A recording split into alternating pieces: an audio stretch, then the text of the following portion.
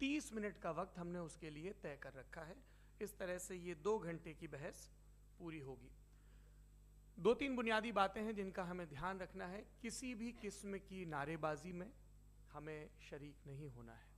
ये हल्ला गुल्ला नहीं है, क्योंकि पूरी दुनिया देख रही है, तो एक नज़ीर कायम करनी है, एक उदाहरण लोगों के सामने रखना है कि पढ़े लिखे लोग इत्तेफाकी और ना इत्तेफाकी रखते हुए भी, एक दूसरे से सहमति और असहमति रखते हुए भी बात कह सकते हैं। यहाँ पर मेरे जेएनयू के प्रोफेसर बैठे हैं, पुरुषोत्तम अग्रवाल जी, जिन्होंने हमें क्लास में सिखाया है कि सहमति का साहस और असहमति का विवेक, और इसका ठीक उलट भी, ये बड़ा ज़रूरी है। दूसरी बात, ये किसी एक धर्म के बारे में बहस नहीं है, ये बात सबको स्पष्ट होनी चाहिए। किसी धर्म को महान बताने या किसी धर्म को कमतर बताने की ये बहस नहीं है। तो यदि कोई इस उम्मीद से देख रहा है या यहाँ आया है, तो मैं आपको आश्वस्त करना चाहता हूं कि आपको नाउम्मीदी हाथ लगेगी। इस बहस में बहुत ज़्यादा धार्मिक प्रतीकों के इस्तेमाल को लेकर भी, ये दोनों लोग जो अभी आपको गंभीर दिख रहे हैं, भले लोग हैं, कल शाम को चाय पर मिले थे, बहुत हंसी मजाक भी इनके बीच हुआ था, और गलबैयां डालते हुए एक तस्वीर भी हुई थी। ये इस बात का प्रमाण है कि इंटरनेट पर जो हल्ला मचा हुआ है उसके मुकाबले ये दोनों लोग बहुत ही अच्छे शांत ढंग से बहस के लिए राजी हो गए हैं। ट्विटर की बातें ट्विटर तक सीमित, एलन मस्क आजकल उसको एक्स कहते हैं। और अब इस बहस की शुरुआत, मैं इन विद्वानों का, हालांकि इनको परिचय की जरूरत नहीं, पर हो सकता है, हमें पत्रकारिता में सिखाया जाता है कि नेवर अज्यूम, विज्ञान भी यही कहता है। मुफ्ती शमाइल नदवी साहब इस्लामिक विद्वान, शिक्षाविद हैं, कोलकाता के वाहियान फाउंडेशन के संस्थापक हैं, लखनऊ की प्रतिष्ठित दारुल उलूम नदवतुल उलमा से ग्रेजुएशन किया है, सोशल मीडिया और सार्वजनिक मंचों पर अध्यापन और बौद्धिक कामों में सक्रिय हैं, और इस समय इंटरनेशनल इस्लामिक यूनिवर्सिटी मलेशिया से पीएचडी कर रहे हैं। अच्छी बात यह है कि पढ़ाई के साथ साथ ट्रैवल ब्लॉग भी बनाते हैं। पेट्रोनस टावर के सामने का ब्लॉग हमने देखा। हमारे साथ जावेद अख्तर साहब हैं। जावेद अख्तर साहब कवि हैं, शायर हैं, गद्य भी लिखते हैं, फिल्मों के लिए संवाद लिखे हैं, गीत लिखे हैं। इससे इतर ये वैज्ञानिक सोच को लेकर या अपने डिक्लेयर्ड एथिज्म को लेकर भी मुखर रहते हैं और अपने तहीं रैशनैलिटी की बात करते हैं। देवियों और सज्जनों, डज गॉड एग्जिस्ट, इस सवाल का जवाब सब अपने अपने तहीं खोजने की कोशिश कर रहे हैं। कोई इसको गॉड डैम पार्टिकल की खोज बताता है, कोई गॉड पार्टिकल की खोज बताता है, कोई हिग्स बोसान की खोज बताता है, कोई ये सवाल जवाब तलाशने की कोशिश करता है कि मास एग्जिस्टेंस में आखिर आया कैसे, हुआ क्या था, सृष्टि के पहले, समय के पहले क्या था, और कोई ये कहता है कि ये सारी खोजें जिस मस्तिष्क में हो रही हैं प्रकृति के क्रम में, वो कैसे विकसित हुआ। मैं उम्मीद करता हूं कि हम आज इन बुनियादी सवालों के कुछ जवाब हासिल करने में कामयाब हों। मैं सबसे पहले मंच पर आमंत्रित कर रहा हूं मुफ्ती शमाइल नदवी साहब को। आइए सर जी।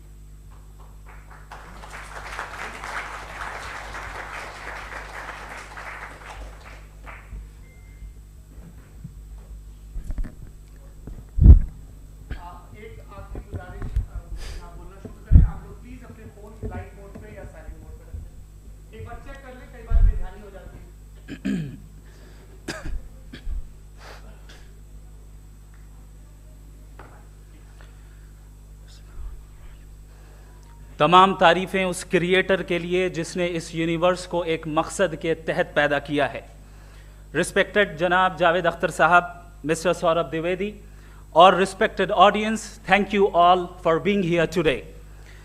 आज की डिबेट में चूंकि हम बात करने वाले हैं डज गॉड एग्जिस्ट के टॉपिक पर, तो ये एक ऐसा टॉपिक है जिसके मुताल्लिक कोई भी डिसीजन लेने के लिए अलग अलग स्टैंडर्ड्स हो सकते हैं।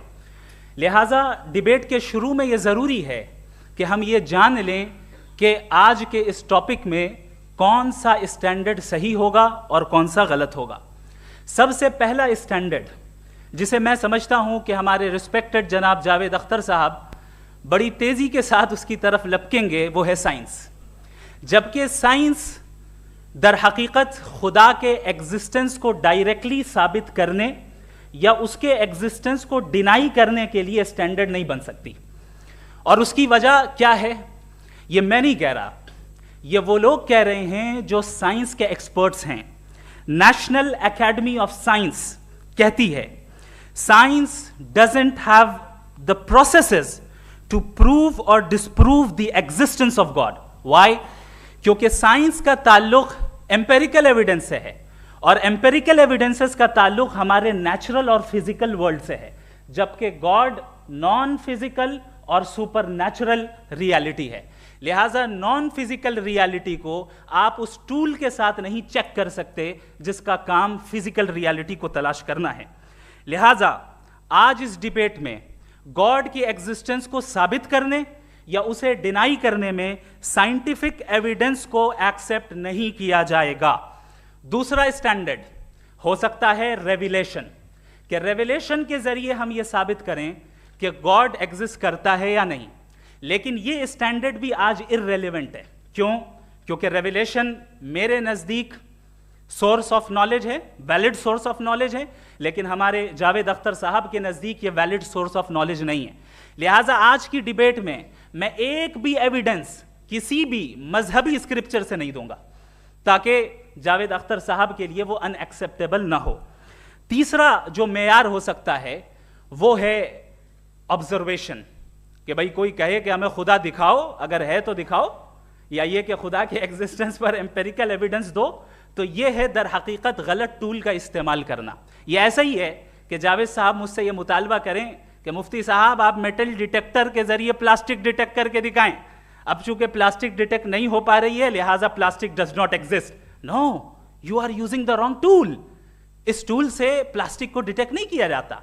लिहाजा मैं समझता हूं कि गॉड के एग्जिस्टेंस पर एम्पेरिकल एविडेंस का मुतालबा करना एक बचकाना मुतालबा है, और हमारे रिस्पेक्टेड जनाब जावेद अख्तर साहब इस स्टेज से अब बहुत आगे निकल चुके हैं। अब बचता है एक ही स्टैंडर्ड, और वो स्टैंडर्ड है अक्ल, लॉजिक, रीजनिंग। और यही वो स्टैंडर्ड है जिसके तहत गॉड की एग्जिस्टेंस को साबित किया जाएगा या गॉड की एग्जिस्टेंस को डिनाई किया जाएगा। लेकिन चूंकि ये बहुत इंपॉर्टेंट और सेंसिटिव टॉपिक है, इसलिए लॉजिकल आर्ग्यूमेंट भी ऐसा होना चाहिए जो डेफिनेटिव हो, इनडेफिनेटिव ना हो, जो 2 और 2 4 की तरह बिल्कुल वाजे हो, जिसे लॉजिकली रिजेक्ट करना पॉसिबल नहीं हो। फॉर एग्जाम्पल हम कहें हमारे रिस्पेक्टेड मिस्टर सौरभ साहब, ये एक इंसान है और तमाम इंसान कॉन्शियस बीइंग है, लिहाजा नतीजा क्या निकला? हमारे सौरभ साहब भी कॉन्शियस बीइंग है। क्या ये इनडेफिनेट आर्ग्यूमेंट है या डेफिनेट आर्ग्यूमेंट है? ये डेफिनेट आर्ग्यूमेंट है। ये 2 और 2 की तरह वाजे है, इसमें किसी तरह जो है लॉजिकली इसको रिजेक्ट नहीं किया जा सकता। तो अगर आज हमारे जावेद अख्तर साहब ऐसी कोई अकली दलील और लॉजिकल एविडेंस दें खुदा के ना होने पर जो डेफिनेट भी हो, तो मैं ये ऐलान करता हूं कि यकीनन मैं उस एविडेंस को कबूल करूंगा और उस पर गौर करूंगा। लेकिन साथ में यह भी ऐलान कर देता हूं प्रेडिक्शन के तौर पर कि ऐसा कोई डेफिनेट आर्ग्यूमेंट कोई नहीं पेश कर सकता। दलील हम देंगे और डेफिनेटिव दलील देंगे, लॉजिकल दलील देंगे, ऐसी दलील देंगे जो एंटायर एथिस्टिक वर्ल्ड उसे रेफ्यूट नहीं कर सकती। चलें अब हम एक एग्जाम्पल सोचते हैं, एक सिनेरियो, सिंपल सिनेरियो, तमाम ऑडियंस से गुजारिश है, हम और आप एक आइसोलेटेड आइलैंड पर हैं, ऐसा आइलैंड जहां पे हमसे पहले कोई कभी नहीं गया। चलते चलते आपके सामने अचानक आपने देखा एक पिंक कलर की बॉल पड़ी हुई है। सबसे पहला सवाल आपके जहन में क्या आएगा कि ये बॉल यहां क्यों आई, कैसे आई, ये पिंक कलर की ही क्यों है, कोई और कलर भी हो सकता था, ये इसी शेप में क्यों है, कोई और शेप भी हो सकता था।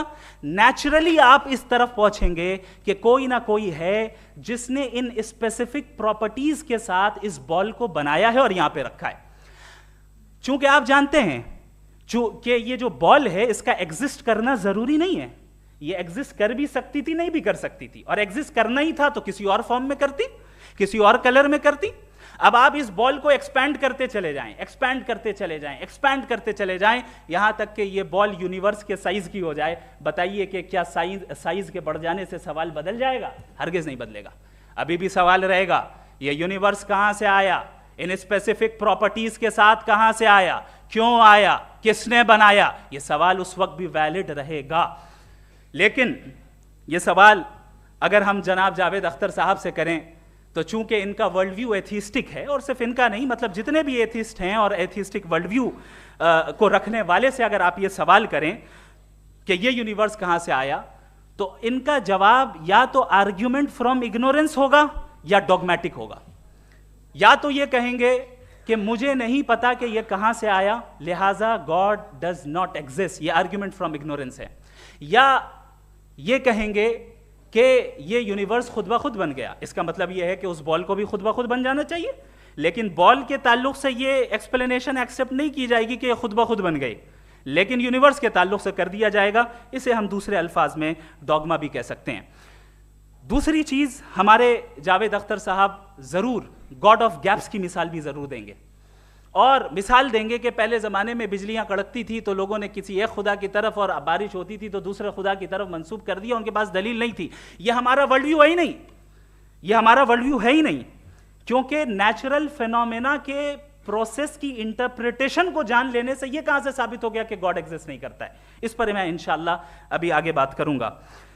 आप हजरात ये भी देखेंगे, और मैं ये एक्सपेक्ट करता हूं कि हमारे रिस्पेक्टेड जनाब जावेद अख्तर साहब जरूर इमोशनल आर्ग्यूमेंट्स भी देंगे, जो कि एक लॉजिकल फेलेसी है जब बात आती है ट्रुथ को डिसाइड करने में। क्यों? मिसाल के तौर पर वो कहेंगे कि अगर गॉड है तो ईविल क्यों एग्जिस्ट करता है, जबकि मैं कहता हूं ईविल का एग्जिस्ट करना गॉड के एग्जिस्ट करने की दलील है, उसके खिलाफ नहीं है।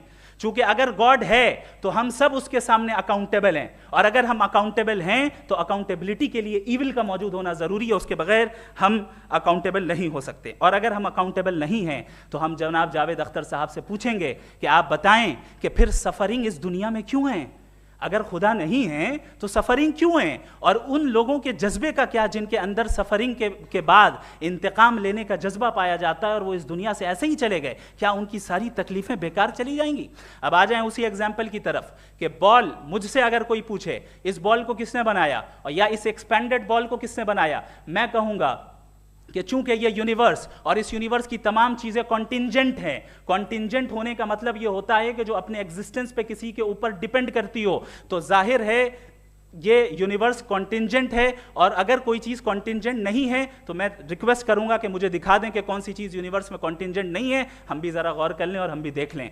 और जब कॉन्टिंजेंट चीजें मौजूद हैं तो फिलोसोफर्स की इस्तिलाह के मुताबिक, हम उस टर्मिनोलॉजी के मुताबिक हम उस जगह तक पहुंचते हैं और उस हस्ती तक पहुंचते हैं जिसे नेसेसरी बीइंग कहा जाता है, कि ये वो नेसेसरी बीइंग है जिसका मौजूद ना होना नामुमकिन हो। क्योंकि अगर ये मौजूद ना हो तो सारी चीजें एग्जिस्टेंस में आएंगी ही नहीं, और ये सारी कॉन्टिंजेंट चीजें उसी के ऊपर डिपेंड करती हैं। अब अगर आप ये सवाल करते हैं कि फिर उस हस्ती को किसने बनाया, फिर उसका कॉज क्या है, फिर उसका कॉज क्या है, फिर उसका कॉज क्या है, और एंडलेसली चले जाएं, इसे हम कहते हैं इन्फिनिट रिग्रेस ऑफ कॉजेस, जो कि लॉजिकल फेलेसी है। कॉन्सेप्चुअली इन्फिनिटी पॉसिबल है। मिसाल के तौर पे न्यूमेरिकल्स 1 2 3 गिनते चले जाएं, इन्फिनिट नंबर्स हैं। मैं कॉन्सेप्चुअली बात नहीं कर रहा, प्रैक्टिकली रियलिटी में साबित करके दिखाएं कि infinite regress of causes possible है या नहीं। अगर पॉसिबल है तो हम मान लेंगे, मिसाल दे दें, और पॉसिबल नहीं है तो एक ही ऑप्शन बचता है जिसे हम कहते हैं नेसेसरी बीइंग। ऐसी नेसेसरी बीइंग जो इंडिपेंडेंट है, क्योंकि अगर वो डिपेंडेंट हुई तो वो नेसेसरी नहीं रहेगी। ऐसी इंडिपेंडेंट बीइंग जो इटर्नल है, अगर वो इटर्नल नहीं होगी, उसकी बिगिनिंग होगी तो वो खुद कॉन्टिंजेंट है। ऐसी बीइंग जो पावरफुल है, क्योंकि कॉन्टिंजेंट को एक्चुअलाइज करने के लिए पावर चाहिए। ऐसी बीइंग जो इंटेलिजेंट है और नॉलेजेबल है, क्योंकि ये यूनिवर्स स्पेसिफिक फॉर्म और स्पेसिफिक लॉज ऑफ नेचर के तहत प्रिसाइजली चल रहा है। Thank you. थैंक यू मुफ्ती साहब। मैं इन दलीलों के बाद जावेद अख्तर साहब से गुजारिश करूंगा, आप बैठ के बोलना चाहेंगे या बाहर? जी।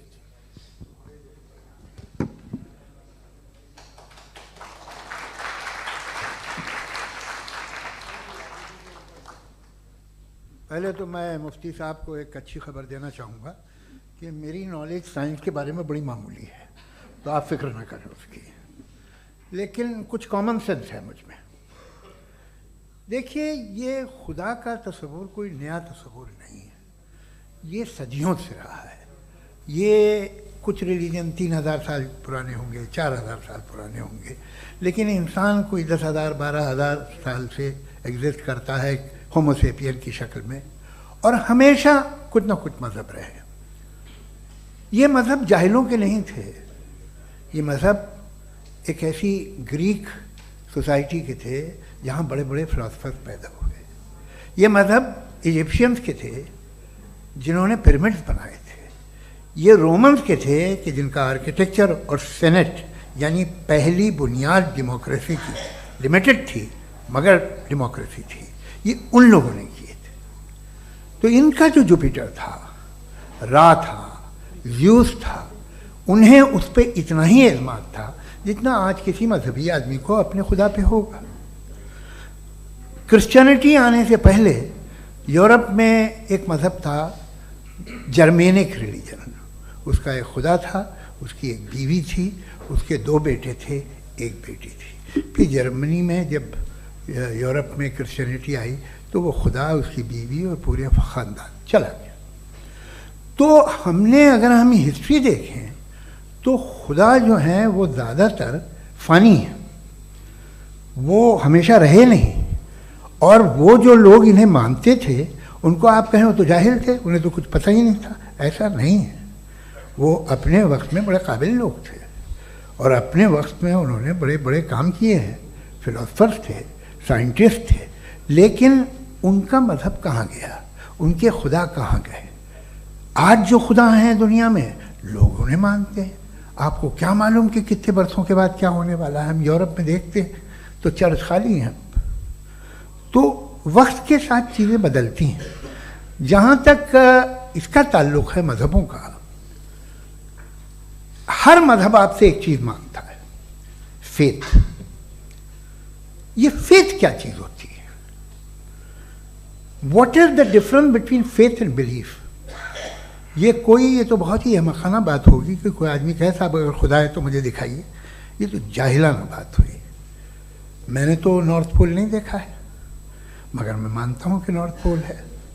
मैं क्यों मानता हूँ? इसलिए कि अगर ये दुनिया राउंड है तो उसका कोई टॉप होगा। कुछ लोग हैं जो वहाँ गए भी हैं, कॉमन सेंस कहता है कि ऐसा होगा, सबूत है, गवाह है, रीज़न है। तो ये मेरा फेथ नहीं है।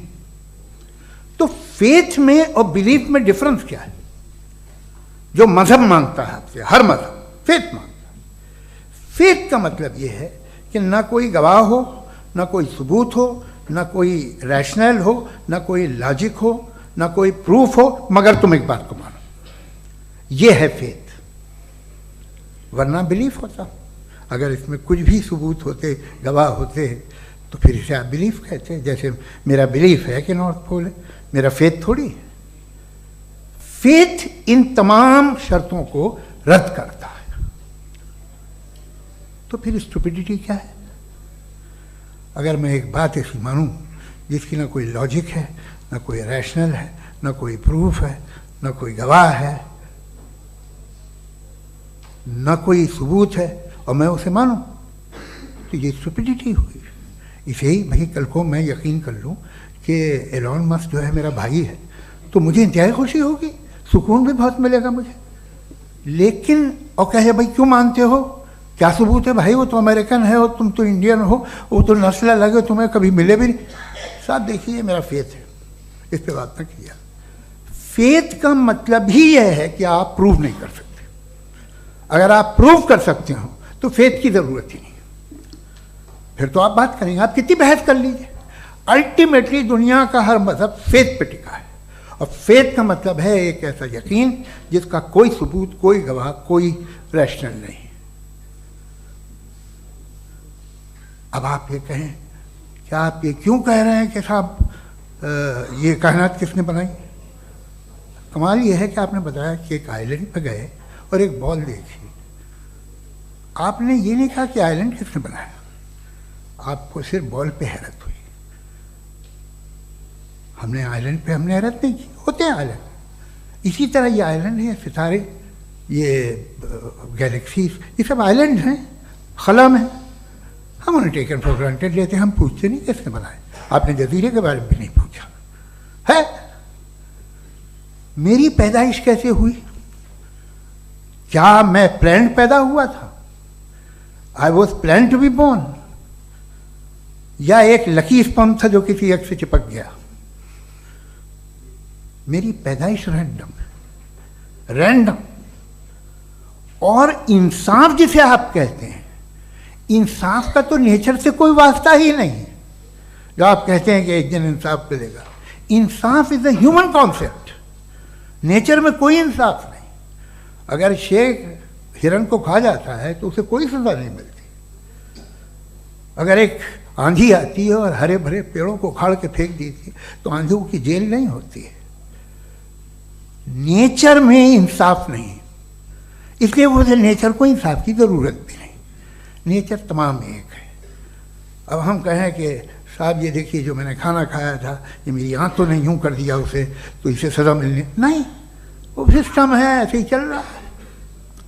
नेचर बगैर इंसाफ के है। इंसाफ इज अ ह्यूमन कॉन्सेप्ट। तो जो आपसे कहता है कि मैं तुम्हें इंसाफ दूंगा वो इंसानी जहन की पैदावार है। ये नेचुरल है ही नहीं, ये आसमानी है ही नहीं। नेचर का तस्वुर, इंसाफ का तस्वुर। भाई आप साथ मिलते हैं, अब आप लेफ्ट हैंड ड्राइव कर लें, ये क्या है? तमाम सच, तमाम नेकी, तमाम शराफत लेफ्ट हैंड ड्राइव है। वरना क्या होगा, या तो आप क्रॉस कर देंगे, आपका एक्सीडेंट हो जाएगा, या आप किसी को मार देंगे, या ट्रैफिक जैम हो जाएगा। झूठ, बेईमानी, रिश्वतखोरी, ये तमाम जो है driving on the wrong side है। इसके ऊपर कुछ नहीं। ये तो हमने बनाया, जैसे हमने लेफ्ट हैंड ड्राइव बनाई है। ये कॉन्सेप्ट ऑफ इंसाफ जो है ये हमारा है, इसका नेचर से कोई वास्ता नहीं। शेर खा जाता है हिरन को, उसे जेल होती है क्या? कुछ भी नहीं है ही नहीं। तो ये जो दुनिया के रिलीजन प्रॉमिस करते हैं आपसे इंसाफ, इसी से मालूम होता है कि ये मैन मेड है। ये तसव्वुर कहीं और का है ही नहीं। जो नेचर है, कुछ लोग कहते हैं नेचर ही खुदा है, तो नेचर में तो इंसाफ नहीं कहीं। और आप वादा कर रहे हैं कि तुम्हें मरने के बाद इंसाफ मिलेगा। मुझे अगर मिलेगा तो मैं बहुत खुश होऊंगा, लेकिन मैं यकीन नहीं कर पाता हूँ, इसलिए कि मैं फेथ नहीं पैदा कर सकता। The very fact that religions demand faith, इसका मतलब है कि उनके पास जस्टिफिकेशन नहीं है। अच्छा साहब, फिर रिलीजन अगर मॉडरेशन में है, कोई सा भी नहीं, वो आप में कुछ खूबियाँ भी पैदा करता होगा। देखिए उससे ये फ़ायदा है, वो फ़ायदा है। अल्कोहल जो है वो ज़्यादातर दवाओं में यूज़ होती है, और एक सर्वे किया गया था अमेरिका में कि लॉन्जिटिविटी किन लोगों की है। तो एक तरफ वो लोग थे जो शराब पीते ही नहीं थे, और एक तरफ वो थे जो एक बोतल शराब रोज़ पीते थे। सबसे ज़्यादा लंबी उम्र उनकी है जो 2 पैक नाप के शराब पीते और खाना खाते हैं। मगर हम शराब को बुरा समझते हैं, मैं भी बुरा समझता हूँ। क्यों? ऐसा होता नहीं। कुछ चीज़ों में आदत होती है कि वो बढ़ती है। आज तक में एक आदमी दूध पीता है, आप 10 साल बाद भी मिलेंगे तो एक ही गिलास पीता होगा। ऐसा नहीं होता, सुबह से दूध पीता रहता है। मिल्कोहलिक मैंने नहीं देखे, अल्कोहलिक होते हैं। ये टेंडेंसी है मजहब की कि वो बढ़ता है, जैसे कैंसर बढ़ता है, जैसे शराब बढ़ती है। कुछ लोग होंगे जो उसे सही तरह से यूज़ करते हैं। मुझे यकीन है कि हमारे मुफ्ती साहब भी उनमें से एक हैं, इनसे बहुत खुशी हुई मुझे इनसे मिलकर। लेकिन कितने लोग हैं कि आज आप देखते हैं दुनिया में जो तबाहियाँ हैं, इनमें कितना हाथ है उन लोगों का जो बिलीवर कहते था मजहब ये नहीं कहता, ना कहता होगा, मगर जब ये मजहब पीते हैं तो ऐसे बिहेव करते हैं। थोड़ा सा अगर हो तो शायद बहुत अच्छी बात, लेकिन शराब थोड़ी सी नहीं रहती, उसमें टेंडेंसी है। पहले थोड़ा सा अगर 2-3 कैंसर के सेल हो ना बॉडी में तो आदमी इससे में रहेगा, लेकिन वो 2-3 सेल नहीं रहते, वो मल्टीप्लाई होते हैं।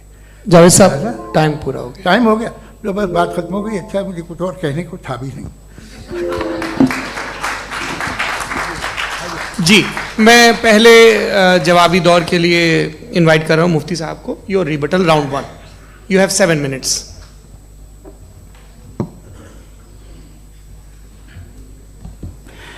Thank you very much Javed साहब। आपकी बात को सुनकर बड़े महजूज हुए हम लोग। महजूज, do you understand? We enjoyed. Okay, अब थोड़ा सा लॉजिकली उसको हम लोग देखते हैं। दरअसल हम लोगों ने कल गुजारिश की थी मुफ्ती साहब से भी, जावेद साहब से भी, कि हिंदुस्तानी ज़बान आम फहम सबको समझ में आ जाए और जहाँ कहीं आप मुश्किल शब्द इस्तेमाल करें वहाँ बताते भी चलें। Thank you.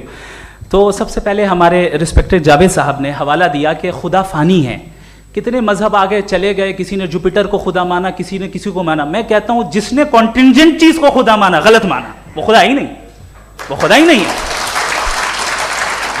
हम तो नेसेसरी बीइंग को साबित करने बैठे हैं, वो नेसेसरी कॉज जो इटरनल है, जो अबदी भी है और अजली भी है, हम किसी और को साबित करने नहीं बैठे। दूसरी चीज उन्होंने कहा कि फेथ एंड बिलीफ, ये एक ऐसी डेफिनेशन है फेथ की जो इन्होंने पहली मर्तबा पेश की है, या माफ कीजिएगा इन्होंने पहली मर्तबा पेश नहीं की है, रिचर्ड डॉकिंस ने पहली मर्तबा पेश की है। मुझे मालूम है ये सोर्स कहां से है। एपिस्टेमोलॉजिकली फेथ और बिलीफ का फर्क आप इस तरह नहीं कर सकते सर। फेथ सही भी होता है, गलत भी होता है, बिलीफ सही भी होता है, गलत भी होता है। जो लॉजिक, रीजन और एविडेंस से बैक्ड होगा वो फेथ सही होगा। और आप जिस फेथ की बात कर रहे हैं कि इलॉजिकल है और उसके पीछे नहीं है, तो we are on the same page. हम नहीं मानते उस फेथ को, जो फेथ ऐसा हो जिसके पीछे कोई लॉजिक ना हो, एविडेंस ना हो, हम नहीं मानते। हम तो उस फेथ के कायल हैं जिसके पीछे लॉजिक हो और एविडेंस हो। तो बिलीफ सही भी होता है, गलत भी होता है, फेथ भी सही होता है और गलत भी होता है। तो आज फेथ और बिलीफ के डिफरेंस पे बात नहीं हो रही। आज आप चाहे फेथ एक्सेप्ट कर लें या बिलीफ एक्सेप्ट कर लें, आज ये बात होगी कि ट्रूथ क्या है, चाहे ट्रू बिलीफ सही है या ट्रू फेथ सही है, और फॉल्स फेथ क्या है और फॉल्स बिलीफ क्या है, बात इस पे हो रही। दूसरी चीज इन्होंने पूछा स्टुपिडिटी फिर क्या है। अगर फेथ रिलीजन स्टुपिडिटी नहीं है तो और क्या है? चूंकि फेथ का मुतालबा करते हैं तो स्टुपिडिटी क्या है? मैं कहता हूं स्टुपिडिटी एथिज्म है। उसकी वजह यह है कि आप एक सड़क पे जा रहे हो और आप किसी गार्डन में जाएं और देखें वहां लिखा है फूलों के साथ I love Javed Akhtar, and I really do, I love you sir. So जब आप वहां पर पहुंचे तो वहां पहुंचकर अब ये बताएं, क्या आप ये कहेंगे wow what a natural selection? ये क्या नेचुरल सिलेक्शन है? नहीं, ये प्रिसाइजली डिजाइंड है, इसके पीछे डिजाइनर है। लिहाजा अगर कोई एक ऐसी कॉमन सेंस की बात को कबूल नहीं कर रहा है कि यूनिवर्स जो इतने प्रिसाइजली काम कर रहा है, हम कह दें कि खुद ब खुद बन गई, मैं समझता हूं इससे बड़ी स्टुपिडिटी और कुछ नहीं है। ये इरैशनल चीज है। फिर हमारे सर ने कहा कि आपने बॉल पे फोकस किया, आइलैंड पे फोकस नहीं किया। अरे आइलैंड को किसने बनाया यही समझाने के लिए तो बॉल की मिसाल दे रहा हूं। और बॉल भी कॉन्टिंजेंट है, आइलैंड भी कॉन्टिंजेंट है, दोनों नेसेसरी बीइंग का मुतालबा करते हैं। आगे इन्होंने कहा कि नेचर में कोई इंसाफ नहीं है। हम डिसाइड करते हैं कि मोरालिटी क्या होती है, इंसाफ क्या होता है। हम डिसाइड करते हैं, जैसे ड्राइविंग सीट में ट्रैफिक वाला, ये तो किसी खुदा ने नहीं कहा, ये है, इसे कहते हैं फॉल्स इक्विवेलेंस। ये एक लॉजिकल फेलेसी है। आपने जो है मिसाल दी ड्राइविंग की और ट्रैफिक की, ये सब्जेक्टिव मोरालिटी है।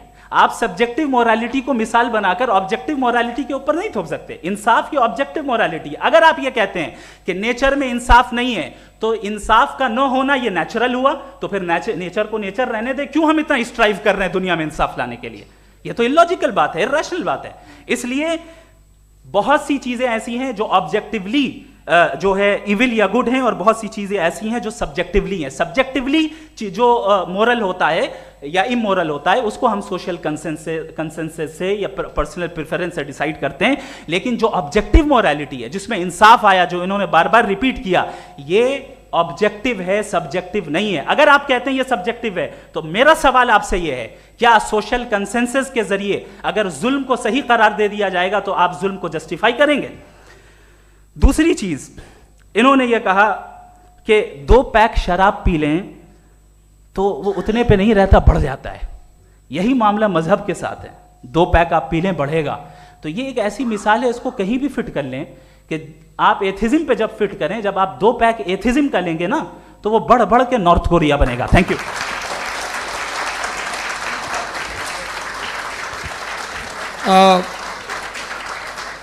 फर्स्ट राउंड के रिबटल के लिए मैं जावेद साहब को इनवाइट कर रहा हूं। आपके पास 7 मिनट का वक्त है, रीसेट कर दीजिएगा प्लीज। मुझे इस बात की खुशी है कि मुफ्ती साहब ने भी मान लिया कि नेचर में कोई इंसाफ नहीं है। तो कोई भी चीज़ जो इंसान ने नहीं बनाई है उसमें इंसाफ नहीं होता है। एक बात मैं आपसे अर्ज करूं, जरा पता लगा लीजिएगा, ये जो आप बाग में जाते हैं बेहद खूबसूरत फूल देखते हैं ना, इनमें से कोई नेचुरल नहीं है। ये सारे फूल क्रॉस करके बनाए गए हैं। जो जंगल में फूल होते हैं निहायत मामूली होते हैं, ये फूल इंसानों ने बनाए हैं। जो आप बाग में देख के वाह वाह कहते हैं, ये इंसानों के बनाए हुए हैं। डिफरेंट फूलों को क्रॉस करके, डेवलप करके, फिर क्रॉस करके इस तरह से बनाए गए। नेचुरल फ्लावर नहीं। किसी जंगल वीरान में जाके आप गुलाब के फूल नहीं देखेंगे। ये सब बनाए हुए इंसान ने, बहुत से काम इंसान ने किए हैं। बाकी है कि आपने मेरी एक बात का जवाब नहीं दिया, जिससे मुझे शिकायत है कि फेथ क्या है और आप फेथ मांगते क्यों हैं मुझसे? आप तो लॉजिकल हैं, आपके पास तो सारे रैशनल्स हैं, आपके पास सारे सबूत हैं, तो आपको फेथ की डिमांड क्यों करते हैं कि भाई तुम सरेंडर कर दो और सवाल मत करो? कोई मजहब सारे सवाल करने की इजाजत नहीं देता है और मना करता है कि दादा सवाल ना करो, बहक जाओगे तुम। आप क्यों रोकते हैं? हकीकत यह है कि इंसानी तारीख क्या है। इंसानी तारीख ये है कि दुनिया में दो तरह के लोग हुए हैं। एक वो जिन्होंने अपनी लाइल्मी की परस्तिश की है, दूसरे वो जिन्होंने अपनी इग्नोरेंस या लाइल्मी से झगड़ा किया है और मालूम किया है कि क्या है। ये जो आप कह रहे हैं, आज आप हैरान हैं कि भाई ये यूनिवर्स कैसे बनी। लोग हैरान थे कि सूरज डूबता है तो इधर से कैसे निकलता है। और आप एक कदम जाके हमेशा का मानने को तैयार है, एक कदम पीछे ही मान जाइए।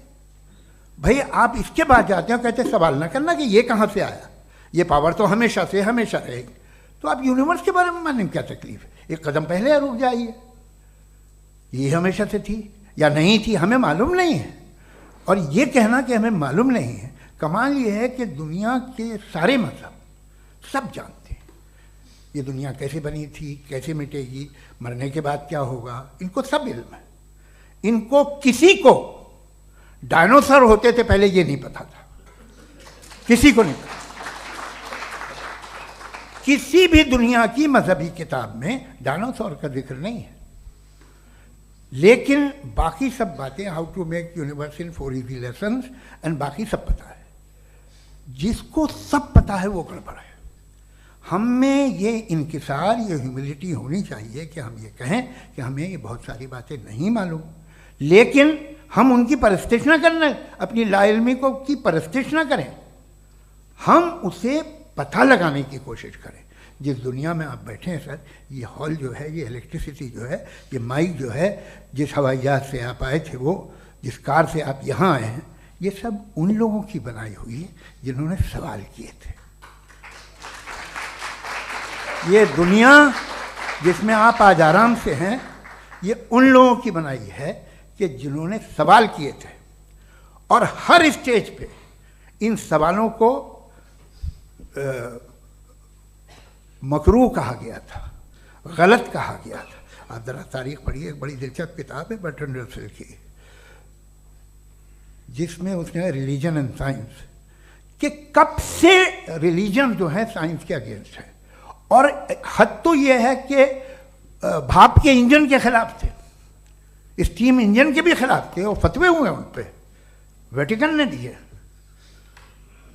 तो ये हमेशा, अभी जैसे ही ये राइट विंगर आते हैं अमेरिका में पावर में, तो वो जो अपना ये क्या बोलते हैं उसे, सीड क्या वर्ड है, सीड क्या जो, हाँ नहीं सीड जो होते हैं जिन पे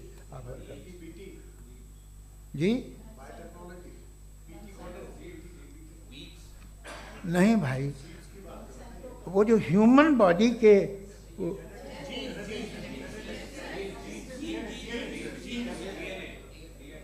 उस पर रिसर्च बंद हो जाती है, रिपब्लिकन नहीं करने देते। अरे भाई इतना डर क्या है तुम्हें? एक ज़माने में बहुत नाराज़ थे ये सारे मजहबी लोग कि ये इंसान तो इंसान बनाने की कोशिश कर रहा है। आपको क्या तकलीफ भाई, बना ले तो बना लेने दो, ये खौफ क्या है? और ये सब आज जो आप कह रहे हैं नामुमकिन है, ये कैसे हुआ? मुझे एक किस्सा याद आता है। जब मैं 6ठी क्लास में था तो मैं मैथमेटिक्स में बहुत वीक था, तो एक टीचर रख दिया गया, उसने 1 2 3 4 5 6 7 को सिखा दिया मुझे। वो दिन मैं भूल नहीं सकता हूँ मुफ्ती साहब, जिस दिन उसने ये बताया कि 1/2 क्या होता है और 3/4 क्या होता है। मुझे ऐसा लगा कि मेरा सर बीच से फट जाएगा। यह आदमी कह रहा है कि जो दीवार के अंदर जाओ वॉक करते हुए। आज हंसता हूँ मैं इस बात पे। तो आज जो बातें आपके जहन से बिल्कुल परे हैं और आप हैरान होते उन्हें देख के, एक वक्त आएगा कि मामूली लगेंगे। और हुआ है, आपकी इंसानी तारीख ही है। इतनी जल्दी सारे फैसले आप मत कर लीजिए, थोड़ा ये ह्यूमिलिटी रखिए कि भाई ये हमें नहीं मालूम। ये कहने में क्या है, ये यूनिवर्स कहाँ तक फैली, ये कब से है और कब तक रहेगी, हमें नहीं मालूम। आपने फैसला कर लिया कब बनी। ये आपके हिसाब से कोई 14 बिलियन ईयर बनी जो समझा जाता है। उससे पहले हजारों करोड़ों अरबों साल तक खुदा बैठा क्या कर रहा था? खामोश बैठा था, ऐसे ही जमाइयाँ ले रहा था। फिर उसे आइडिया आया, यार एक काम करते, वक्त अच्छा गुजर जाएगा, यूनिवर्स बनाते। सोचिए, वो तो हमेशा से है ना, मगर यूनिवर्स हमेशा से नहीं है, ये तो बनाई गई है। और उससे पहले क्या था, इनका क्या काम था? कैसी बात है, ये बड़ा आसान है। जो बात हमें आज धीरे धीरे पता चली है, बरसों 2000 और 2500 साल पहले आपको किसी ने बता दिया कि क्या था, आप मान गए, और तब से वही मान रहे हैं जो 2500 साल पहले कहा गया था। सब कुछ बदल गया है, सॉल्व हो रही हैं चीज़ें। अभी साइंस बिल्कुल दावा नहीं करती, या कोई फिलोसफर ये दावा नहीं करता कि हमें सब मालूम, बल्कि वो कहता है कि हमें जितना मालूम होता है उससे ये मालूम होता है कि हमें कितना कम मालूम। तो हम अपनी जहालत से लड़े, उसकी परस्तिश न करें। जी, time. Thank you so much. मैं तर्कों की श्रृंखला में राउंड 2 के लिए मुफ्ती साहब को आमंत्रित कर रहा हूँ। आपके पास एक बार फिर से 7 मिनट का वक्त है। शुक्रिया। जनाब जावेद अख्तर साहब कई मर्तबा दोहरा रहे हैं कि फेथ का मतलब बताइए, फेथ का मतलब बताइए। मैंने बता दिया, फेथ सही भी होता है, गलत भी होता है। और आज हम फेथ पे बात नहीं कर रहे, हम ट्रुथ और डज गॉड एग्जिस्ट पे बात कर रहे हैं। क्या डज गॉड एग्जिस्ट, ये ट्रुथ यानी गॉड है या नहीं है, इसमें से दोनों ट्रुथ क्या है। अब आप उसे फेथ कह लें, बिलीफ कह लें, नॉट माई बिजनेस। उसके बाद आपने कहा कि भाई सवाल करने से मजहब रोकता है। मैं कहता हूं जो रोकता है वो रोकता होगा, मैं नहीं रोकता, बल्कि सवाल करें, सवाल करना चाहिए। सवाल कर करके तो हम आगे बढ़ते हैं, तरक्की करते हैं, और इसीलिए मैं आज यहां पे आया हूं। लेकिन सवाल सिर्फ खुदा से नहीं होगा, आपसे भी होगा। सवाल एथिज्म से भी होगा, सवाल सिर्फ मजहब से नहीं होगा, सबसे होगा। और आज मैं सवाल करूंगा और उम्मीद है कि आप जवाब देंगे। अभी तक आपने वैसे कॉन्टिंजेंसी आर्गुमेंट का कोई जवाब नहीं दिया है। चलें, आपने कहा यूनिवर्स के बारे में इटर्नल क्यों नहीं बोल देते। ये चूंकि लॉजिकली पॉसिबल ही नहीं है कि यूनिवर्स इटर्नल हो। यूनिवर्स एक कॉन्टिंजेंट चीज है जो टाइम एंड स्पेस के पाबंद है, टाइम एंड स्पेस से बाउंड है। जो टाइम एंड स्पेस से बाउंड होगा वो कॉन्टिंजेंट होगा, जो कॉन्टिंजेंट होगा वो उसकी बिगिनिंग हुई होगी, जिसकी बिगिनिंग हुई होगी वो इटर्नल नहीं हो सकता। ये तो कॉमन सी बात है। आपने कहा कि किसी मजहबी किताब में डायनासोर का जिक्र नहीं है। अफसोस कि आज तक किसी मैथमेटिक्स के किताब में मुझे डायनासोर का जिक्र नहीं मिला।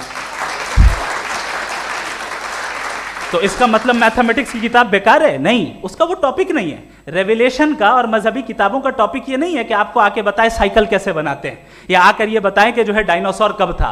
वो तो मोरालिटी सिखाने आया है, गॉड के बारे में बताने आया, नॉन फिजिकल रियलिटी की हकीकत को सिखाने के लिए आया। रिलीजियन साइंस को रोकता है? नहीं रोकता। अगर रोकता है तो गलत करता है। रिलीजियन साइंटिज्म को रोकता है, जिसमें हमारे जावेद साहब मुख्तल हैं। साइंस और साइंटिज्म में फर्क है। साइंटिज्म यह है कि आप समझें कि साइंस और साइंटिफिक मेथोडोलॉजी ये नॉलेज को हासिल करने का वाहिद सोर्स ऑफ नॉलेज है। यह है साइंटिज्म। हम इसे रिजेक्ट करते हैं। हम साइंस को तो तरक्की करते हैं। भाई आप हमारी पूरी तारीख कर लें, पढ़ लें तो आपको पता चल जाएगा। बहरहाल ये अलग टॉपिक है। उसके बाद इन्होंने एक लफ्ज कहा, वेटिकन ने फतवा दिया। वेटिकन का फतवे से कोई ताल्लुक नहीं है, दोनों कॉन्ट्राडिक्टरी अल्फाज हैं। उसके बाद उन्होंने कहा कि भाई हमें नहीं मालूम। अगर नहीं मालूम तो क्लियरली कह देना कि नहीं मालूम है, इसमें क्या हरज है। तो वही तो मैं कह रहा हूं ना कि आप कह दें कि नहीं मालूम, लेकिन क्लेम क्यों कर रहे हैं कि गॉड एग्जिस्ट नहीं कर रहा है। आप कह दें नहीं मालूम है, हो सकता है हो सकता ना हो, लेकिन आप क्लेम कर रहे हैं। The moment you say God does not exist, this is a claim, and now the burden of proof is upon you too, जैसे हमारे ऊपर है। और क्यों है मैं बताता हूं, क्यों है ये भी मैं बताता हूं। फिलोसॉफिकली जो क्लेम होता है ना, सिर्फ ये नहीं होता कि इंसान कहे पॉजिटिव क्लेम करे और नेगेटिव क्लेम करे तो बर्डन ऑफ प्रूफ नहीं है। आप मिसाल के तौर पे मैं कहूं कि फुला उस कमरे में कोई नहीं है, मैंने एक नॉलेज का क्लेम किया है। उस कमरे में कोई नहीं है, मैंने एक नॉलेज का क्लेम किया। या तो मैं कहूं मुझे नहीं पता, हो भी सकता है नहीं भी हो सकता है, this is not a claim. लेकिन जब मैं कह रहा हूं कि वहां कोई नहीं है या मैं कह रहा हूं वहां कोई है, दोनों क्लेम है और दोनों के ऊपर बर्डन ऑफ प्रूफ है। हमारे ऊपर भी बर्डन ऑफ प्रूफ है, मैंने कंटिजेंसी आर्ग्यूमेंट दिया, इसे तोड़कर दिखाइए। आखिरी चीज, इन्होंने कहा कि खुदा दुनिया बनाने से पहले 150 साल पहले या करोड़ों साल पहले क्या कर रहा था। अरे हजरत, चलें बहरहाल मैं जवाब दे देता हूं, आप हमारे रिस्पेक्टेड पर्सनालिटी हैं, अगर आप नहीं होते तो मैं इसे एंटरटेन ही नहीं करता। टाइम, ये 100 साल पहले या 100 साल बाद, पहले बाद में अभी, ये वो अल्फाज हैं जिनका ताल्लुक टाइम से है। टाइम शुरू ही हुआ है यूनिवर्स की बिगिनिंग के बाद, तो उसके पहले खुदा क्या कर रहा था, सवाल इलॉजिकल है, ये फेलेसी है। यानी आप ये कह रहे हैं कि यूनिवर्स के बनने से पहले खुदा क्या कर रहा था, टाइम के बनने से पहले, पहले का ताल्लुक टाइम से, टाइम उस वक्त था ही नहीं, तो ये सवाल ही इनवैलिड है खुदा के ताल्लुक से। दूसरी चीज, आर्ग्यूमेंट ऑफ कंटिजेंसी जो मैंने आपके सामने पेश की है, आपने बार बार ये प्रूफ किया और ये कह रहे हैं कि गॉड ऑफ गैप्स। देखिए पहले नहीं मालूम था, साइंस ने कर दिया। सिंपल की मिसाल से मैं समझा देता हूं। जिस गैप्स की आप बात कर रहे हैं ना, साइंस उन गैप्स को जिन चीज के जरिए भी प्रूव करेगा वो कॉन्टिजेंट ही होगा, अब चाहे वो फोर्स हो, मैटर हो या एनर्जी हो। लिहाजा सवाल हमारा उस वक्त भी वैलिड होगा जब तक कि आप नेसेसरी बीइंग पे ना आ जाएं, और इन्फिनिट रिग्रेस पॉसिबल नहीं है of causes in practical world, तो जाहिर है कहीं रुकना पड़ेगा, जहां रुकेंगे वही खुदा है। दूसरी चीज, आपने ये कहा, क्या कह रहा था मैं, किस पॉइंट को? What? Oh no, after that. Just now. हाँ, जहां रुकेंगे वही खुदा है। बहरहाल, तो टाइम का जिक्र हो गया, गॉड ऑफ गैप, सॉरी, या इसकी एक मिसाल आप ले लें। एक कार है, एक साहब ने देखा कि भाई कार जो है उसके व्हील्स कितने अच्छे लगे हुए हैं, सही जगह पे, स्टीयरिंग जो है कितने अच्छे जगह पे लगी हुई है, और सीट्स कितने वेल डिजाइंड है, कितनी प्रिसाइजली ये कार काम कर रही है, तो जरूर कोई ना कोई इसे क्रिएट किया है, किसी ने क्रिएट किया है। अब जावेद साहब आए और कहे अरे जनाब बोनेट खोलिए, इसमें इंजन है, इंजन इस कार को चला रहा है, hence prove no one has created the car. This is illogical, this is irrational. आपने इंजन के जरिए उस गैप को तो साबित किया, लेकिन क्या उससे कार की जो क्रिएशन है और उसका जो क्रिएटर है ये इम्पॉसिबल हो जाए, ऐसा पॉसिबल है? उसका सवाल खत्म हो जाए, ऐसा पॉसिबल है? नहीं। आपने गैप्स को फिल करके, कॉन्टिंजेंट चीजों से गैप्स को फिल करके हमारे ऑब्जर्वेशन को और ब्रॉड कर दिया। अब हमें और पता चल गया कि ये जो कार है इसका सिस्टम कितना ज्यादा कॉम्प्लेक्स है। पहले कम समझते थे, अब कॉम्प्लेक्सिटी और ज्यादा वाजे हो गई। अब हमें समझ में आ रहा है कि हमारी सर्टेनिटी और बढ़ गई कि जरूर इस कार को किसी ना किसी ने बनाया। यही मामला यूनिवर्स का है। साइंस हमेशा फिजिकल वर्ल्ड की चीजों को ही फिल करती जाएगी और फिजिकल चीजों से ही करती जाएगी, चूंकि एम्पेरिकल एविडेंस का ताल्लुक फिजिकल वर्ल्ड से है। आप साइंस के जरिए मेटाफिजिकल रियलिटी को कभी साबित नहीं कर सकते। ये रॉन्ग टूल का इस्तेमाल करना है। ये वही काम है कि आप मेटल डिटेक्टर से प्लास्टिक डिटेक्टर करने चलें, जो कि जाहिर है सही नहीं है। Thank you.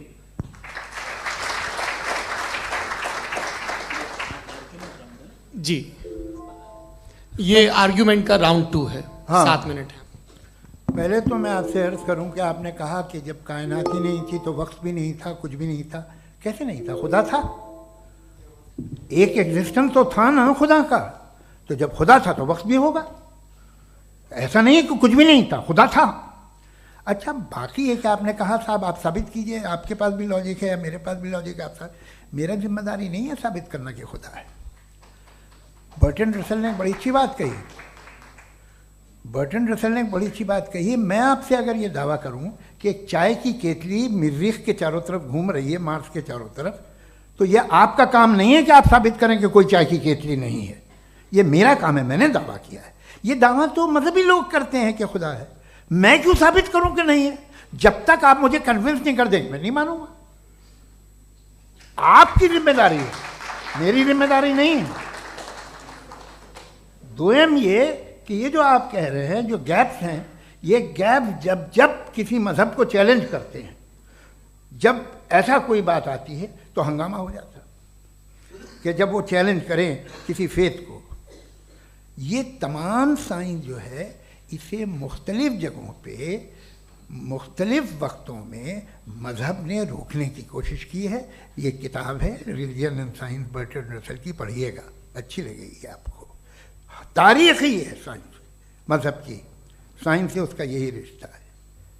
अच्छा, अब ये हम सोचें कि बहरहाल ये वजूद जो है मज़हब और ये बिलीव इन गॉड इंसान को बेहतर बना देता है, तो एक काम कीजिए, हिंदुस्तान वर्ल्ड का नक्शा लीजिए और मार्क कीजिए कि रिलीजन कहाँ कहाँ ज़्यादा है, कहाँ कहाँ, चाहे वो लैटिन अमेरिका हो या मिडल ईस्ट हो या फार ईस्ट हो या हिंदुस्तान के वो इलाके जहाँ मजहबियत ज़्यादा है। रख दीजिए नक्शा अलग। अब दूसरा नक्शा कि कहाँ कहाँ नाइंसाफ़ी, रिप्रेशन, औरतों के हुकूक की पामाली, जुल्म, डिक्टेटरशिप कहाँ है, नक्शा एक ही होगा। तो आप मुझे बताएं कि जो इसका तरकीब इस्तेमाल क्या है, खुदा का तरकीब इस्तेमाल तो बताइए। आप छोटी सी दवा सड़क पे बेचते हैं उसकी भी तरकीब इस्तेमाल बताते हैं। इसके इस्तेमाल से तो फ़ायदा नहीं हुआ किसी को। जो सारे के सारे ख़राब मुल्क हैं, ख़राब समाज है, वो सारे जुल्म खुदा के नाम पे करते हैं। वो गलत करते हैं, सही करते हैं, मुझे क्या लेना देना उससे। इस्तेमाल से मालूम होता ना।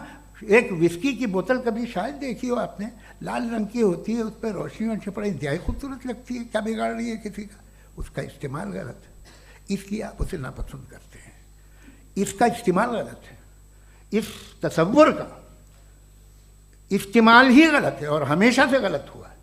आप देख लीजिए, इंसानी तारीख देख लीजिए, आज देख लीजिए, हिंदुस्तान देखिए, दुनिया देख लीजिए क्या हो रहा है। इसे कैसे इस्तेमाल कर रहे हैं फेथ वाले लोग?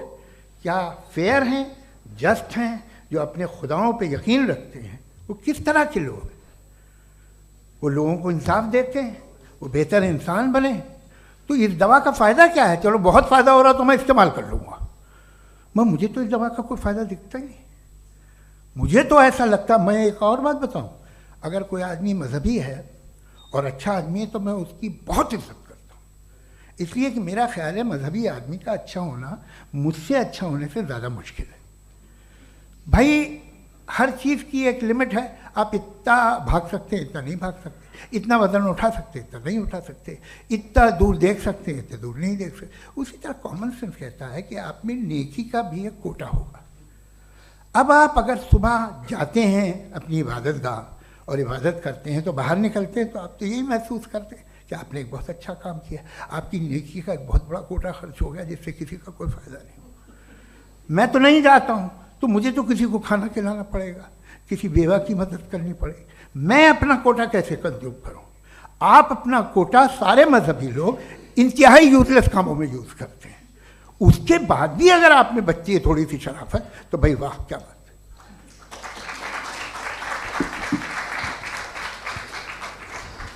है। एक तो मुझे ये बात बहुत अच्छी लग रही है कि दोनों ही विद्वान समय को मानते हैं और बहुत समय से अपनी दलीलें और बाज़ दफ़ा समय से पहले अपनी तकरीरें पूरी करके अपनी अपनी कुर्सी पर बैठ रहे हैं। ये इस आर्ग्यूमेंट का राउंड 2 पूरा हुआ। अब रिबटल का राउंड 2 है और उसके बाद क्रॉस एग्जामिनेशन होगा। नहीं, आपका आर्ग्यूमेंट हो गया सर।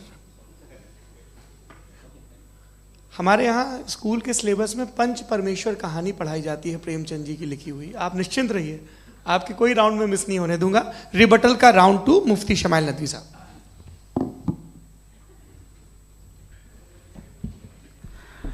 असल में जो हकीकी प्रॉब्लम है, असल प्रॉब्लम है वो ये है कि जावेद साहब के पास कॉन्सेप्ट ऑफ गॉड क्लियर नहीं है। इन्होंने कहा कि कायनात से पहले खुदा तो था, तब भी तो टाइम होगा। ये टाइम कायनात का हिस्सा है। हम खुदा, उस खुदा को मानते हैं नेसेसरी बीइंग का टाइमलेस होना ज़रूरी है, चूंकि वो टाइम का क्रिएटर है। जब उसने टाइम को क्रिएट किया तो वो खुद टाइम पे कैसे होगा? उसने जब स्पेस को क्रिएट किया तो खुद स्पेस में कैसे होगा? अगर वो टाइम एंड स्पेस को पहले से ही उसका पाबंद है तो फिर किस चीज को उसने क्रिएट किया? लिहाजा ये सवाल गलत है कि खुदा था तो टाइम होगा, बिल्कुल नहीं। टाइम के पाबंद हम है, खुदा नहीं है। हम फिजिकल वर्ल्ड से ताल्लुक रखते हैं, वो मेटाफिजिकल रियलिटी है। दूसरी चीज इन्होंने मिसाल दी कि चाय की केतली हवा में घूम रही होगी, और पता नहीं शायद वो बर्टन रसल का उन्होंने हवाला दिया। बहरहाल यही प्रॉब्लम है। प्रॉब्लम यही है कि हम चीजों के दरमियान डिफरेंशिएट नहीं कर पाते हैं। ये जो आपने मिसाल दी ये इमेजिनेशन है, और मैं जो साबित कर रहा हूं वो लॉजिकल नेसेसिटी है। आप इमेजिन करने आए तो कुछ भी करें, जुपिटर में पिंक एलिफेंट होगा, यूनिकॉर्न होगा, करें, उससे कायनात पे क्या फर्क पड़ता है? उससे आप लॉजिकल नेसेसिटी साबित नहीं कर सकते। मैं तो उस प्राइम कॉज की बात कर रहा हूं, उस नेसेसरी बीइंग की बात कर रहा हूं जिसके बगैर इस कायनात का एग्जिस्टेंस मुमकिन नहीं है। दूसरी चीज, मजहब को साइंस चैलेंज करती है वगैरह वगैरह, ये हमारा टॉपिक ही नहीं है।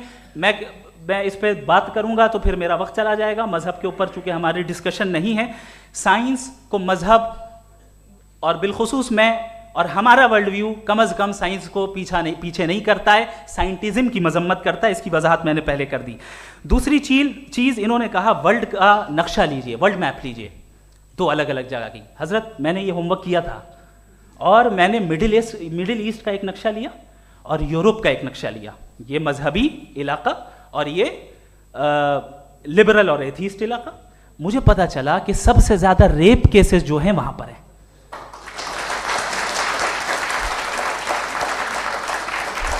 मुझे ये पता चला यूएन की रिपोर्ट के मुताबिक, मैं ये अपने घर से नहीं लेके आ रहा, कि जो वर्किंग वुमेन है यूरोपियन कंट्रीज में, उसमें 81% वुमेन सेक्सुअल हैरेसमेंट का वर्क में शुमार हो रही है। ये मिडिल ईस्ट में नहीं हो रहा है, वो मजहबी लोग हैं इसलिए नहीं हो रहा है। दूसरी चीज आपने ये कहा कि मजहबी आदमी का अच्छा होना हमारे अच्छे होने से बहुत मुश्किल है, बहुत मुश्किल है। तो इसका मतलब यह है कि गॉड के अलावा आपके पास अच्छे और बुरे का कोई स्टैंडर्ड है।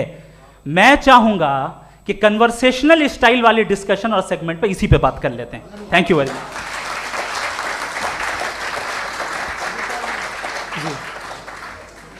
ये रिबटल का राउंड 2 है, आपके पास 5 मिनट का वक्त है, और इसके बाद क्रॉस एग्जामिनेशन शुरू करेंगे। आप चाहें तो जो इन्होंने सवाल पूछे उनके जवाब आप रिबटल में भी दे सकते हैं। जी जी, देखिए पहले तो ये बात कि ये मिसाल गलत नहीं है, गलत है।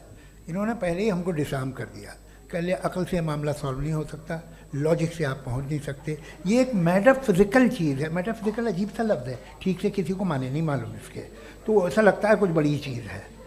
अरे भाई क्या होता है मेटाफिजिकल, बताओ, खड़ी हो। ये एक लफ्ज़ है जो कहीं भी इस्तेमाल हो जाता है। जब आप एक बात कर रहे हैं और आप मुझसे बहस कर रहे हैं तो मुझे मेटाफिजिकल मत बताइए, आप लॉजिकली मुझे प्रूव किए। और अगर लॉजिकली आप नहीं बात करते साहब ये मेटाफिजिकल है, तो फिर हम आप बात क्या कर रहे हैं? मेरा आपका किस ज़बान में कॉन्वर्सेशन होगा? और ये कहना कि वक्त पहले नहीं था, तो फिर क्यों कहते हैं ये हमेशा से और हमेशा रहेगा? हमेशा वक्त है, तो आप कैसे कहते हैं वो हमेशा से है और हमेशा रहेगा? हमेशा का मतलब है कोई वक्त, अगर वक्त ही नहीं है तो हमेशा कैसे? बाहर वो रहेगा। अब मैं ये देखता हूँ, आपने कहा ना कि वहाँ रेप ज़्यादा होते हैं, तो हम एक बात देखते हैं कि दुनिया जिस पे वो कादर मुतलक है, जिसकी मर्ज़ी के बगैर पत्ता भी नहीं हिलता, ओमनीपोटेंट है, ये दुनिया चल कैसे रही है? और इस दुनिया का हाल क्या है? 45,000 बच्चे जो 10 साल की उम्र से कम थे वो गाजा में मरे। भूख से काला हांडी में बच्चे मरते हैं और डिप्थेरिया से मरते हैं। डिप्थेरिया अजीब मर्ज है, गले में जाली बनना शुरू होती है, बच्चा नीला हो जाता है, गरीब का बच्चा, इसलिए कि उपास इलाज में। ये कादर मुतलक है, जो चाहे कर दे। इससे आप दुआएं मांगते हैं हमारी, ये काम कर दे वो कर दे, तो इसका मतलब डे टू डे लाइफ में वो इंटरफेयर करता है और ये देख रहा है वो। अगर वो वाकई भी है फॉर डिस्कशन सेक, तो मैं जब दुनिया देखता हूँ तो मेरे दिल में उसके लिए कोई इज्जत नहीं पैदा होती। ये क्या कर रहे हो तुम पूरे ऑल पावरफुल हो, ओमनीपोटेंट हो, ओमनी प्रेजेंट हो। तुम तो वहाँ गाजा में रहे होगे ना, तुम हर जगह हो। तुम देख रहे थे कि बच्चे की कैसे धज्जियाँ उड़ रही, तुम देख रहे थे और तुम चाहते हो मैं तुम्हारी परस्तिश करूँगा अगर तुम हो भी। अरे यार, इससे अच्छे तो हमारे चीफ प्राइम मिनिस्टर हैं, कुछ तो ख्याल करते हैं। कमाल है, आप किसकी इबादत कर रहे हैं? अगर वो है भी, ये दुनिया नाइंसाफी से, जुल्म से, जबर से, तशद्दुद से भरी हुई। और आप ये मत कहिएगा कि वो देख रहा है और वो बताएगा एक दिन। अगर वो देख रहा है और इंटरफेयर नहीं करता तो आप दुआ क्यों मांगते? आप कहते हैं मेरा ये काम करा दे, इसके मतलब है वो दखल दे सकता है, वो आपको नौकरी दिलवा सकता है, भले दूसरे आदमी को न मिले, मगर आपका काम कर देगा चूंकि आपने दुआ मांगी है। तो जब वो आपको नौकरी दिला सकता है, लड़की की शादी कर सकता है, बेटे को ग्रीन कार्ड दिलवा सकता है, तो कम से कम ये जो मर रहे हैं बच्चे, इनको रोक दे, कुछ तो करे। मुझे तो दुनिया में, इस दुनिया का कोई मालिक है, इसका ओमनीपोटेंट कोई रूलर है, और ये दुनिया ऐसी चल रही है। मैं तो चाहूँगा कि भाई ना हो, अगर हो तो बड़ी शर्मिंदगी की बात है। शुक्रिया।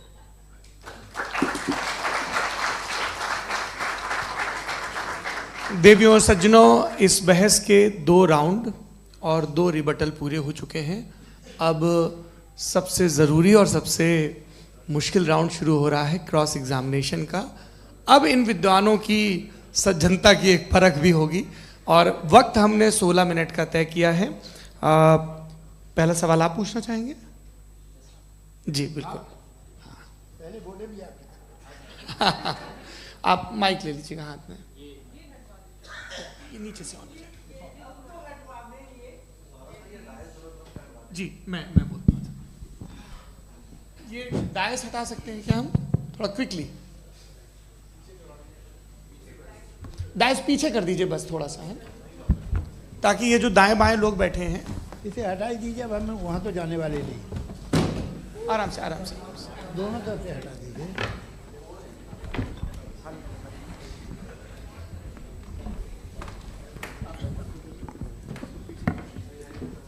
इस बीच आप लोग भी अपने अपने सवाल तैयार कर लें।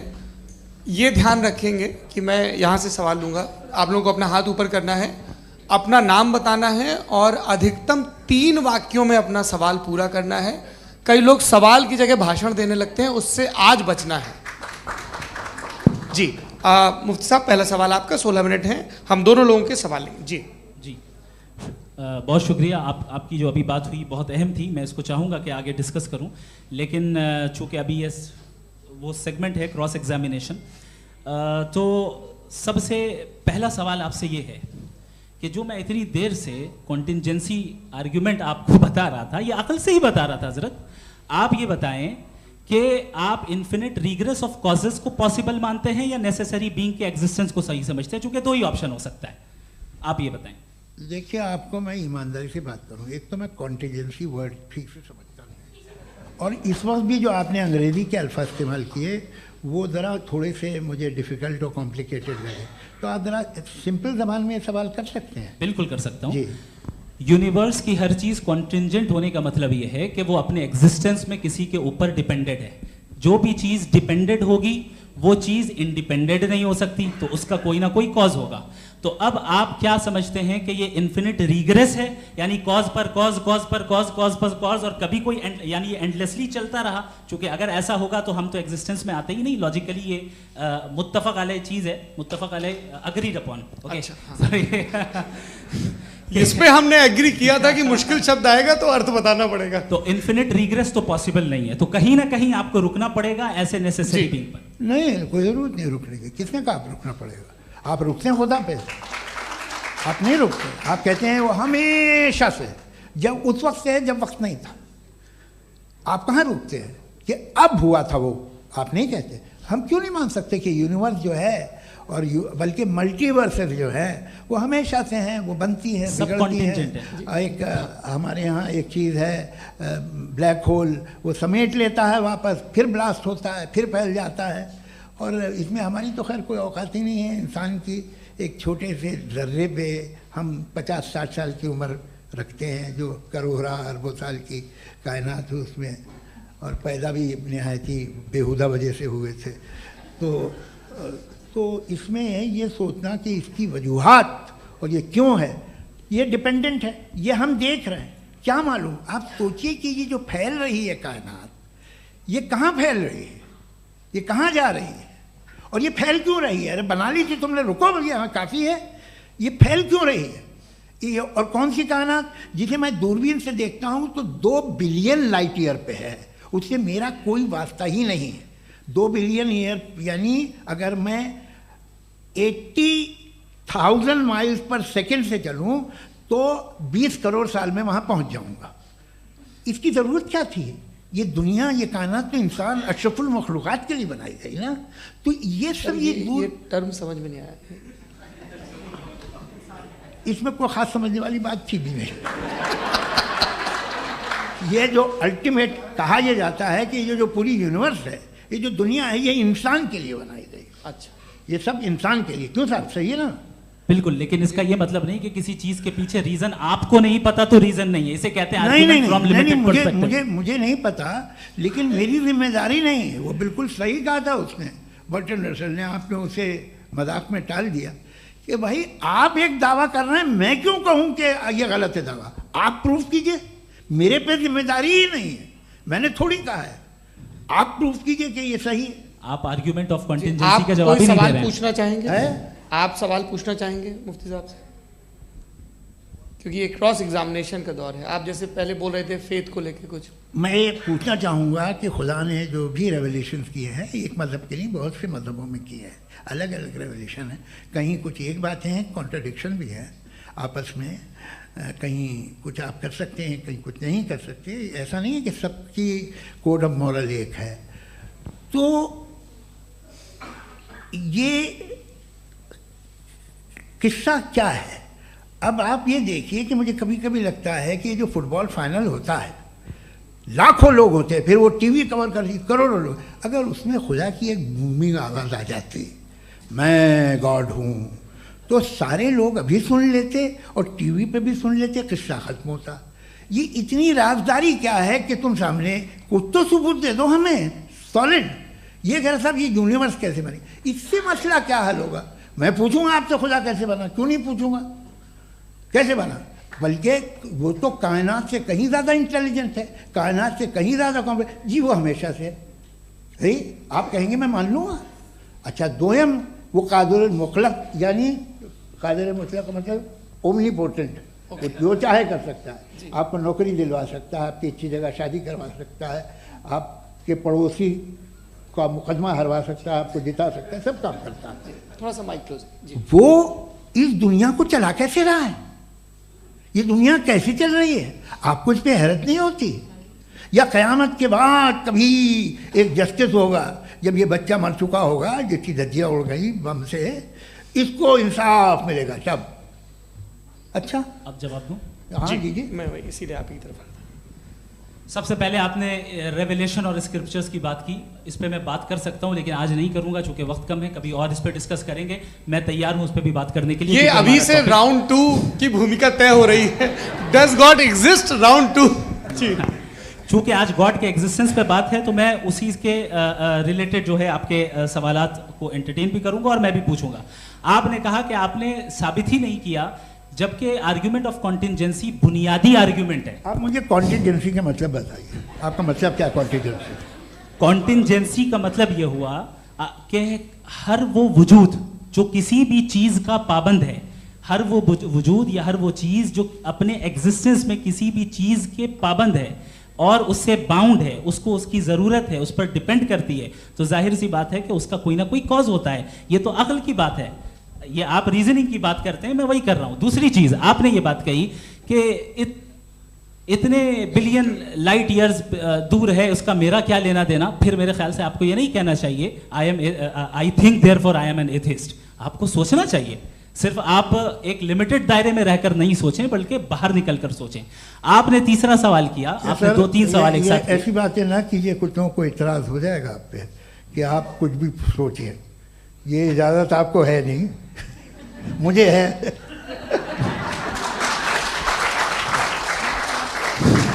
जी, आपने प्रॉब्लम ऑफ इविल के ताल्लुक से सवाल किया और बार बार आप एक लफ्ज रिपीट कर रहे हैं कि ओमनीपोटेंट गॉड है, ऑल पावरफुल गॉड है। यही तो दरअसल समझना है कि गॉड का कॉन्सेप्ट क्या है। प्रॉब्लम ऑफ इविल जो है, प्रॉब्लम ऑफ इविल दर हकीकत दो असम्पशंस पर कायम है। अगर आप इन दो असम्पशंस को समझ जाएं तो ये प्रॉब्लम नहीं रहेगी, आर्ग्यूमेंट आपको समझ में आ जाएगी कि ये कोलैप्स कर जाता है। पॉइंट नंबर 1, यानी जो आपका सबसे पहला फॉल्स असम्पशन है कि गॉड मर्सीफुल है, ओमनीपोटेंट है, दुनिया में जुल्म हो रहा है। लेकिन आपको ये समझना चाहिए कि हमारे वर्ल्ड व्यू के मुताबिक गॉड सिर्फ ओमनीपोटेंट और सिर्फ मर्सीफुल नहीं है, बल्कि वो ऑल वाइज भी है और वो ऑल नोइंग भी है। उसके हर काम के पीछे हिकमत और विजडम है। ये कोई जरूरी नहीं है कि वो हिकमत और विजडम आपको समझ में आए या मुझे समझ में आए। अगर आप जो समझ रहे हैं उसके मुताबिक आप फैसला कर रहे हैं, ये लिमिटेड पर्सपेक्टिव से आर्ग्यूमेंट है। और इस चीज को हम अपनी दुनिया में, अपने लाइफ में, डेली लाइफ में इस प्रिंसिपल को एक्सेप्ट करते हैं। हम जब किसी डॉक्टर के पास जाते हैं, डॉक्टर के पास जाकर वो अगर उसने हमें कोई दवाई दी है तो हम ये तो नहीं कहते कि जब तक आपके पास जितना नॉलेज और जितना विजडम नहीं है, आपने क्यों ये दवाई दी है, तब तक हम इस चीज को एक्सेप्ट नहीं करेंगे। नहीं कहते, हम उसकी अथॉरिटी को तस्लीम करते हैं। क्यों? क्योंकि उसकी हम जानते हैं कि वो नॉलेजेबल है, वो विजडम वाला है, हमसे ज्यादा नॉलेज और हमसे ज्यादा विजडम है। बताएं सर। नहीं, डॉक्टर में और खुदा में बड़ा डिफरेंस है। डॉक्टर पढ़ा लिखा होता है एक, तो मैं उसकी बात सुनूंगा। दो ये नहीं, कुछ जवाब तो ये भी नहीं है सर। प्लीज, अगर सब ऑडियंस से बोलने लगेंगे तो फिर मतलब नहीं सिविलाइज्ड बहस का। मतलब आप ये कहें कि चूंकि आप डॉक्टर पे बिलीव करते हैं इसलिए खुदा पे बिलीव कीजिए, क्या ये मिसाल आपको समझाने के आर्गुमेंट है, इस पे आपको एतराज नहीं है। तो सिंपल बात ये है कि मैं अगर ये यकीन कर लूँ कि एक ओमनीपोटेंट, उसकी मसलहत है, ये जो बच्चे मर रहे हैं ये मसलहत है उसकी, मुझे नहीं चाहिए थी मसलहत। उसकी मसलहत नहीं, यही तो समझना है, मतलब एक्सपीरियंस। अच्छा, इस आपने अभी मेरी बात पूरी सुनी नहीं। मैंने कहा आपका पूरा आर्ग्यूमेंट दो फॉल्स असम्पशंस पर है। एक फॉल्स असम्पशन मैंने बता दिया, दूसरा फॉल्स असम्पशन ये है कि इस दुनिया में इविल के होने का कोई गुड रीजन नहीं है, जबकि हमारे पास बाज रीजंस मौजूद हैं, हमारे पास बाज वजूहात मौजूद हैं। अगर इस दुनिया में इविल ना हो तो आप गुड को डिफाइन कैसे करेंगे? अगर जुल्म ना हो आप इंसाफ को समझेंगे कैसे? अगर तारीकी ना हो तो आप लाइट को समझेंगे कैसे?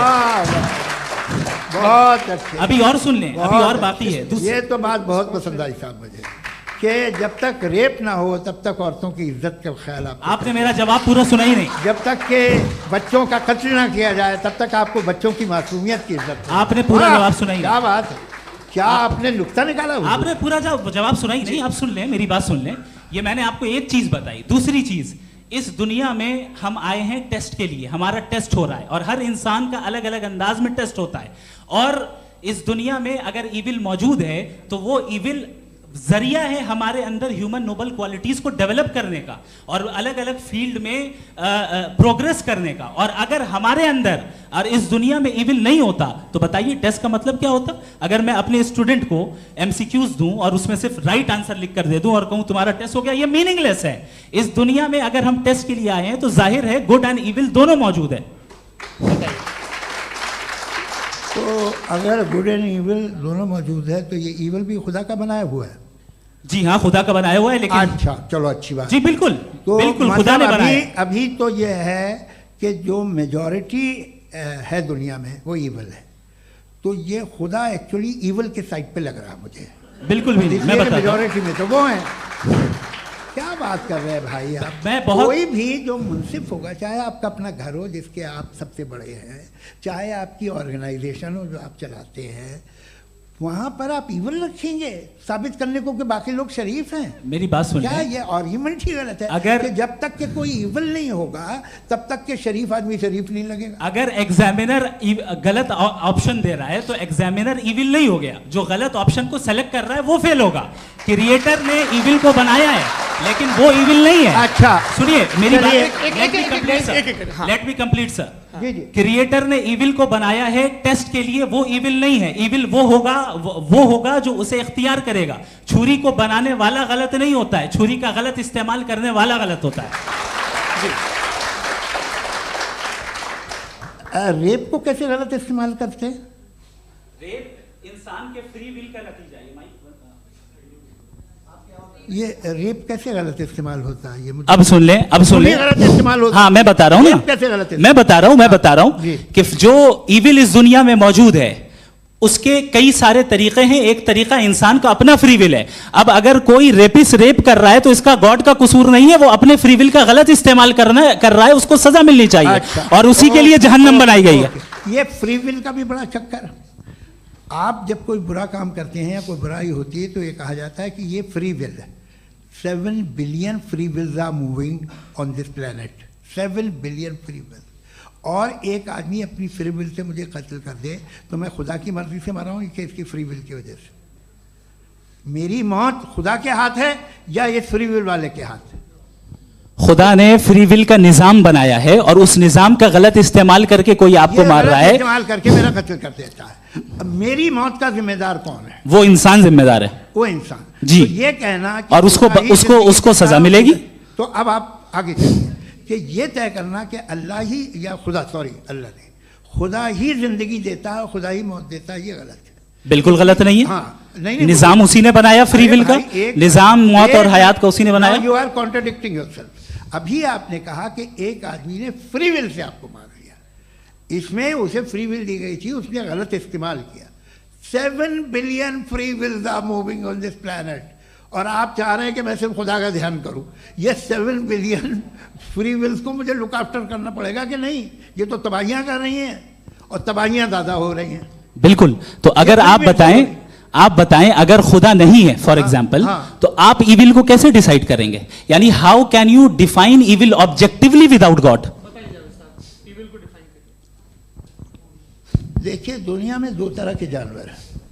एक जो अकेले रहते हैं जंगल में और एक जो ग्रुप्स में रहते हैं। ग्रुप में जो भी रहेगा, चाहे वो आपका फाउंडेशन हो, चाहे कोई क्लब हो, चाहे कोई पॉलिटिकल पार्टी हो, चाहे कोई यूनिट हो, उसमें आपको इंटरैक्ट करने के रूल बनाने पड़ेंगे। यानी लोग तय करेंगे।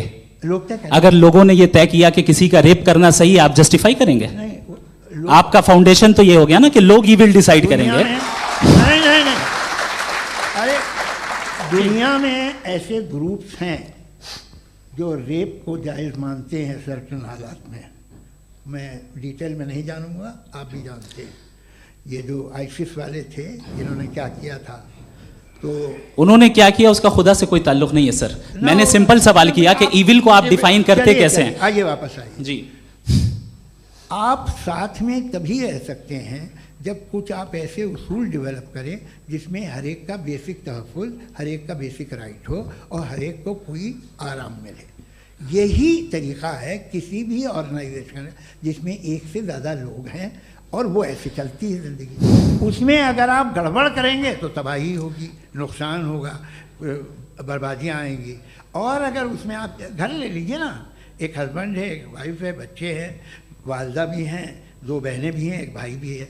अब इसमें कोई निज़ाम आपको चाहिए साथ में रहने का और एक दूसरे पे भरोसा रहे, एक दूसरे के बहीख्वाह हों, एक दूसरे की मदद करें, ऐसी जिंदगी। सर आपकी बात आ गई। आप ये कह रहे हैं कि लोग डिसाइड करेंगे क्या सही है क्या गलत है, यही है? मेजॉरिटी डिसाइड करेगी क्या सही है क्या गलत है? अरे भाई बिल्कुल।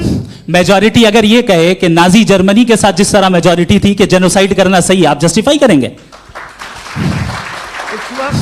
उस वक्त आपका ये सवाल सिर्फ उसके बाद क्लोजिंग। हाँ, उस वक्त प्लेनेट पे जो लोग थे उनमें कितने लोग हिटलर को सही समझते? अच्छा, प्लेनेट की मेजॉरिटी तय करेगी, सोसाइटी की नहीं। प्लेनेट की मेजॉरिटी गॉड के एग्जिस्टेंस को सही मानती है, आप क्यों नहीं मानते?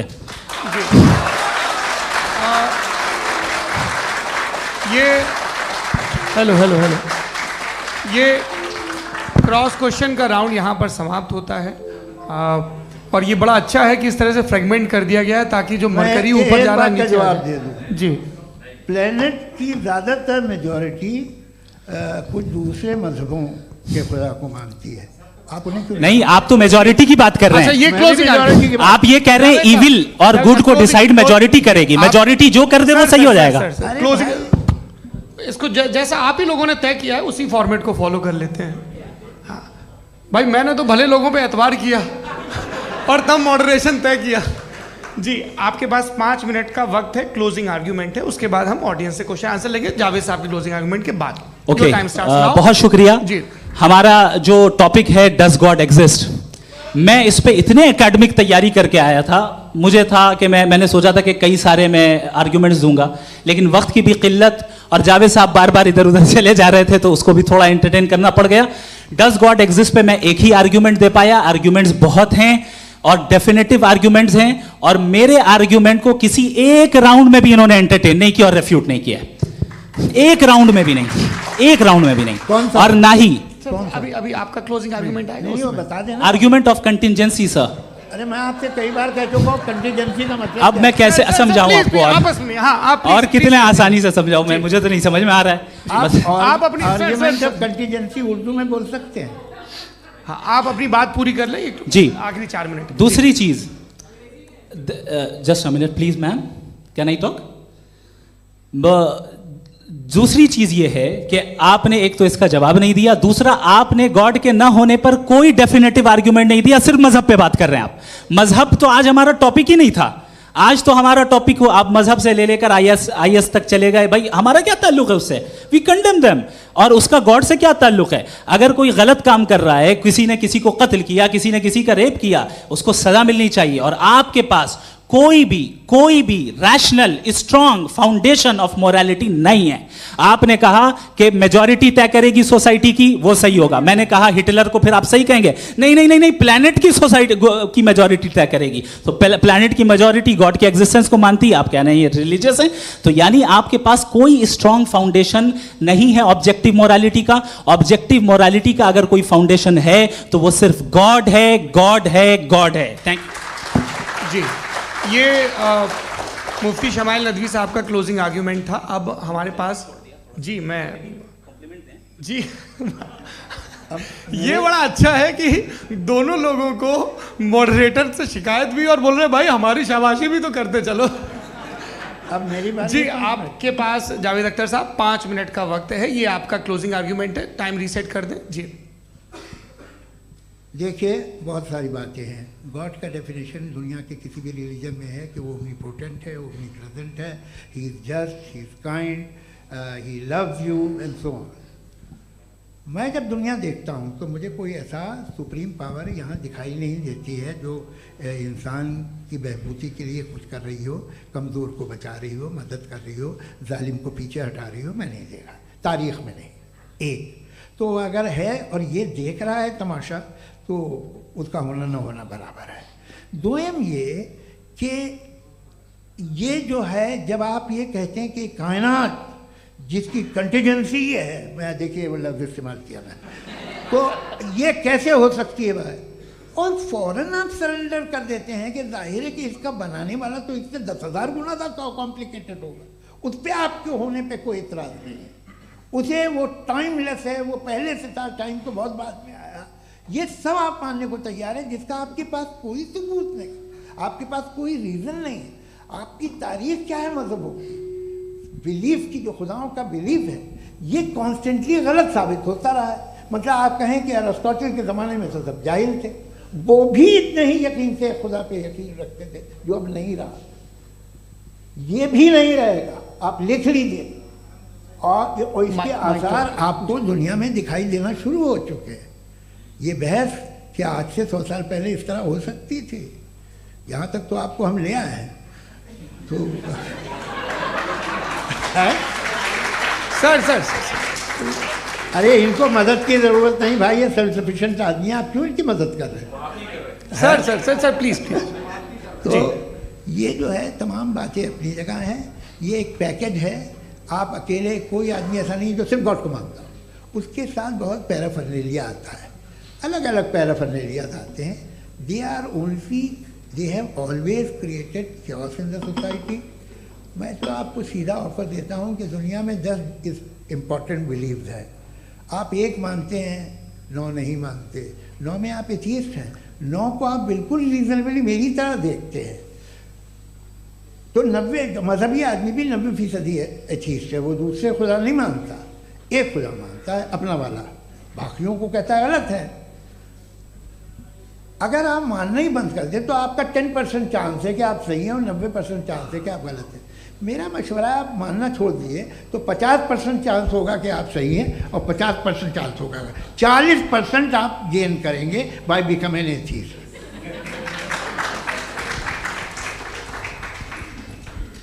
ये एक फरसूदा ख्याल है, ये ख़त्म हो रहा है। हो सकता है मेरी ज़िंदगी में ना हो, लेकिन ये हो जाएगा। जो बातें ये इनको आप मेटाफिज़िकल ये वो ऐसे रिस्पेक्टेबल टर्म दे दिए, ये तो उन लोग के हैं जिन्हें ना फिज़िक्स मालूम थी ना मेटा मालूम था, ये उन्होंने आपको दिए हैं। जी बहुत शुक्रिया आप दोनों लोगों का। और अब इस बातचीत का आखिरी राउंड शुरू होगा, डज गॉड एग्जिस्ट की ये बहस मुफ्ती शमाइल नदवी और जावेद अख्तर साहब के बीच। आप लोग अपने अपने हाथ ऊपर करेंगे, मैं यहाँ से तय करूँगा। और माइक हमारे पास है क्या? एक ही माइक है ऑडियंस के लिए? 2 माइक है, एक इस तरफ एक इस तरफ, ठीक है।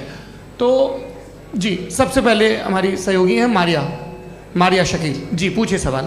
थोड़ा सा रुकेंगे ताकि कैमरे का फ्रेम आप पर आ जाए, आपकी तो प्रैक्टिस है टीवी की। जी नदवी साहब, मैं खुदा को मानती हूँ, पहले मैं इसी प्रमाइस से शुरू कर रही हूँ और ये बता रही हूँ आपको, मैं मानती हूँ। लेकिन कुछ सवाल हैं जो जावेद साहब ने उठाया, उसका जवाब आपको देना चाहिए। पहला सवाल ये कि गज़ा में सालों से छोटे बच्चे मर रहे हैं, वो उनको अगर खुदा मर्सीफुल है, हम मानते हैं कि अल्लाह ताला में बहुत ताकत है, तो वो बच्चे क्यों मर रहे हैं?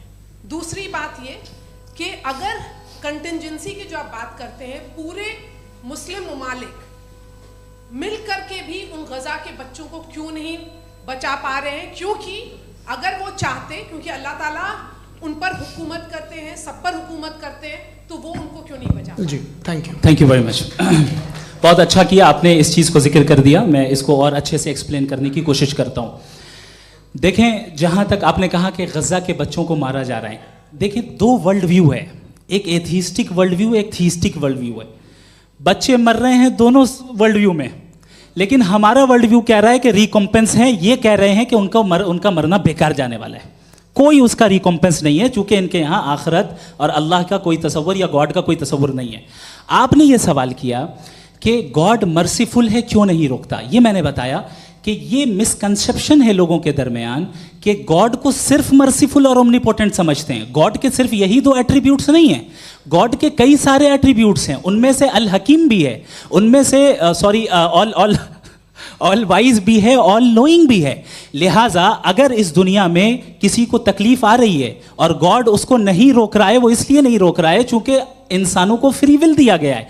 ठीक इसी तरीके से अगर एक डॉक्टर किसी छोटे बच्चे को इंजेक्शन लगा रहा है, उसे तकलीफ पहुंच रही है, उसके लिमिटेड पर्सपेक्टिव के एतबार से ये गलत हो रहा है और डॉक्टर बुरा है। लेकिन जब आप ब्रॉडर पिक्चर को देखेंगी, आपके और हमारे पास सिर्फ एक पिक्सल है, हमें इतना नजर आ रहा है कि गज़ा में कत्ल हो रहा है, लेकिन इसके पीछे कितना रिकॉम्पेंस उनको मिलने वाला है, पूरा पिक्चर गॉड के पास है। तो एक पिक्सल से आप पूरे पिक्चर को कभी भी जज नहीं कर सकती। आप इसमें कुछ जोड़ना चाहेंगे? आपको कुछ बोलना है इसमें? भैया आपने बहुत अच्छा जस्टिफिकेशन दिया, या आप वो जो वहाँ के प्राइम मिनिस्टर इजराइल के उन्हें भेजिए, वो बहुत खुश होंगे। आप जस्टिफिकेशन दे देना कि अगर गॉड नहीं है तो बच्चे क्यों मर रहे हैं, आप बताएं। वो ये सवाल पूछ रहे हैं कि अगर आप ईश्वर का अस्तित्व नहीं मानते हैं तो उन बच्चों की मौत को आप कैसे इंटरप्रेट करते हैं? भाई ये दुनिया जो है, जो ताकतवर लोग होते हैं वो एक नाइंसाफ़ी करते हैं। तो ये अच्छा काम है आपके नज़दीक, तो नेचर नाइंसाफ़ी पे मबनी है। अरे मेरे भाई, आप नेचर की कहाँ बात कर रहे हैं, तो इंसान की बात। तो फिर जब मैं इंसान की बात कर रहा था, आप नेचर की बात करने लग गए। क्रॉस एग्जामिनेशन नहीं। हाँ, अब आप मुझे बोलने नहीं देंगे तो अलग बात है, आप बोलिए, मुझे कोई जल्दी नहीं। जी नहीं, ये क्रॉस एग्जामिनेशन बोल तो लेने दीजिए जी, बोलिए। क्या बात ये है कि ह्यूमन सोसाइटी तभी साथ में रह सकती है जब वो मोहब्बत से, एकता से, एक दूसरे के एहतराम करके रहे। इसके अलावा पॉसिबल नहीं है, अकेले तो इंसान रह नहीं सकता। वहाँ पर कुछ लोग हैं जो फाउल करते हैं, वो फाउल हमेशा से तारीख में होता आया है। आज ये हो रहा है, जो हो रहा है बहुत बुरा हो रहा है, बहुत जालिमाना है, बहुत जाबराना है। उसको आप कहें कि ये बच्चों को कॉम्पनसेशन मिल जाएगा या इसकी इंजेक्शन है, इंजेक्शन तो हेल्थ के लिए दिया जाता है।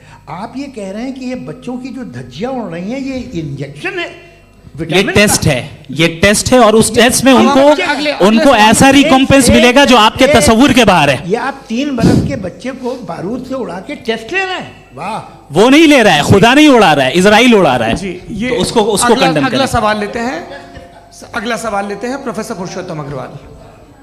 मुफ्ती साहब, एक निवेदन आपसे है कि कम से कम थोड़ा सा माइक क्लोज एक रिलीजियस और फिलोसफिकल कर मैम प्लीज। एक रिलीजियस और फिलोसफिकल ट्रेडिशन है जो ब्रह्मांड को यानी यूनिवर्स को ही अंतिम मानती है। सर्वम खलु इदम ब्रह्मम, this is Chandogya Upanishad, and it completely rules out the existence और नेसेसिटी, आपके शब्दों में necessity of a creator. The creation itself is the creator. तो एक मिनट प्लीज। दूसरा जो सवाल आपने अभी, जो आप बार बार कह रहे हैं कि भगवान विद्वान भी है, वाइज, सब जानने वाला, तो अगर विजडम में दुनिया भर के पापों और अत्याचारों को बर्दाश्त करना शामिल है, तो फिर इसका मतलब ये हुआ कि अगर मैं फ्री विल से उसको अपोज करता हूं तो ईश्वर की विजडम और मेरी फ्री विल में कॉन्ट्राडिक्शन है। Because when I am opposing whatever is happening in Gaza, then I am opposing the God's will और गॉड्स विजडम। जवाब लेते हैं तो गॉड की विजडम, एक मिनट सौरभ प्लीज सर, ये एक जुमला, गॉड की विजडम है कि गाजा में जो कुछ हो रहा है वो हो रहा है, मैं उसका अपोज कर रहा हूं, तो मैं गॉड की विजडम के खिलाफ जा रहा हूं। एक सवाल। दूसरा ये, नहीं आपने दो ऑलरेडी। सर आप और सवाल कर लें, लेकिन मुझे दो जवाब दे। सर, पहले आपने ये कहा, सुनिए मेरी बात सुनिए। भाई इजराइल के गॉड के मुताबिक तुम्हारा ठीक हो रहा है ना? नहीं हो रहा है, ठीक नहीं हो रहा है। मैं बता रहा हूँ क्या हो रहा है, आप तशरीफ रखिए, मैं बता रहा हूँ क्या हो रहा है। Let me complete please. एक सेकंड गाइस, एक सेकंड। ये देखिए, ऐसा है कि ये सब बड़ा आपस में विचार विमर्श के बाद ये तय हुआ था कि कुछ नियम बना लिए जाएं ताकि एक टाइम बाउंड बातचीत चले। और भाई साहब, आप बड़ा जरूरी काम कर रहे हैं, लेकिन कैमरे के फ्रेम में आके उस काम को गड़बड़ कर दे रहे हैं। ठीक है गुरु, अब मेरे को कहीं का गुस्सा कहीं निकालना था, सॉरी। नहीं, कोई गुस्सा नहीं है जी। तो प्रोफेसर ने सवाल पूछे, आप उनके जवाब दें, और थोड़ा ये सब लोग थोड़ा ख्याल रखें भाई, सवाल संक्षिप्त रखें जी। आपने दो सवाल किया।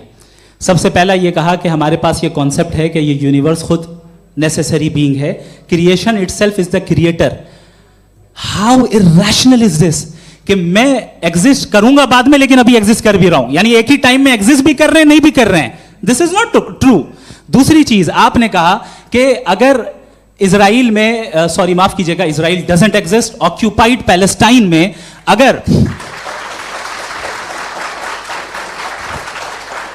अगर ऑक्यूपाइड पैलेस्टाइन में बच्चों को मारा जा रहा है फ्री विल की वजह से और गॉड नहीं रोक रहा, ये कॉन्ट्रडिक्शन है। ये बताइए कि एक एग्जाम में एक बच्चा गलत आंसर लिख रहा है, सुनिए, एग्जामिनर चाहे तो रोक सकता है, क्यों नहीं रोक रहा है?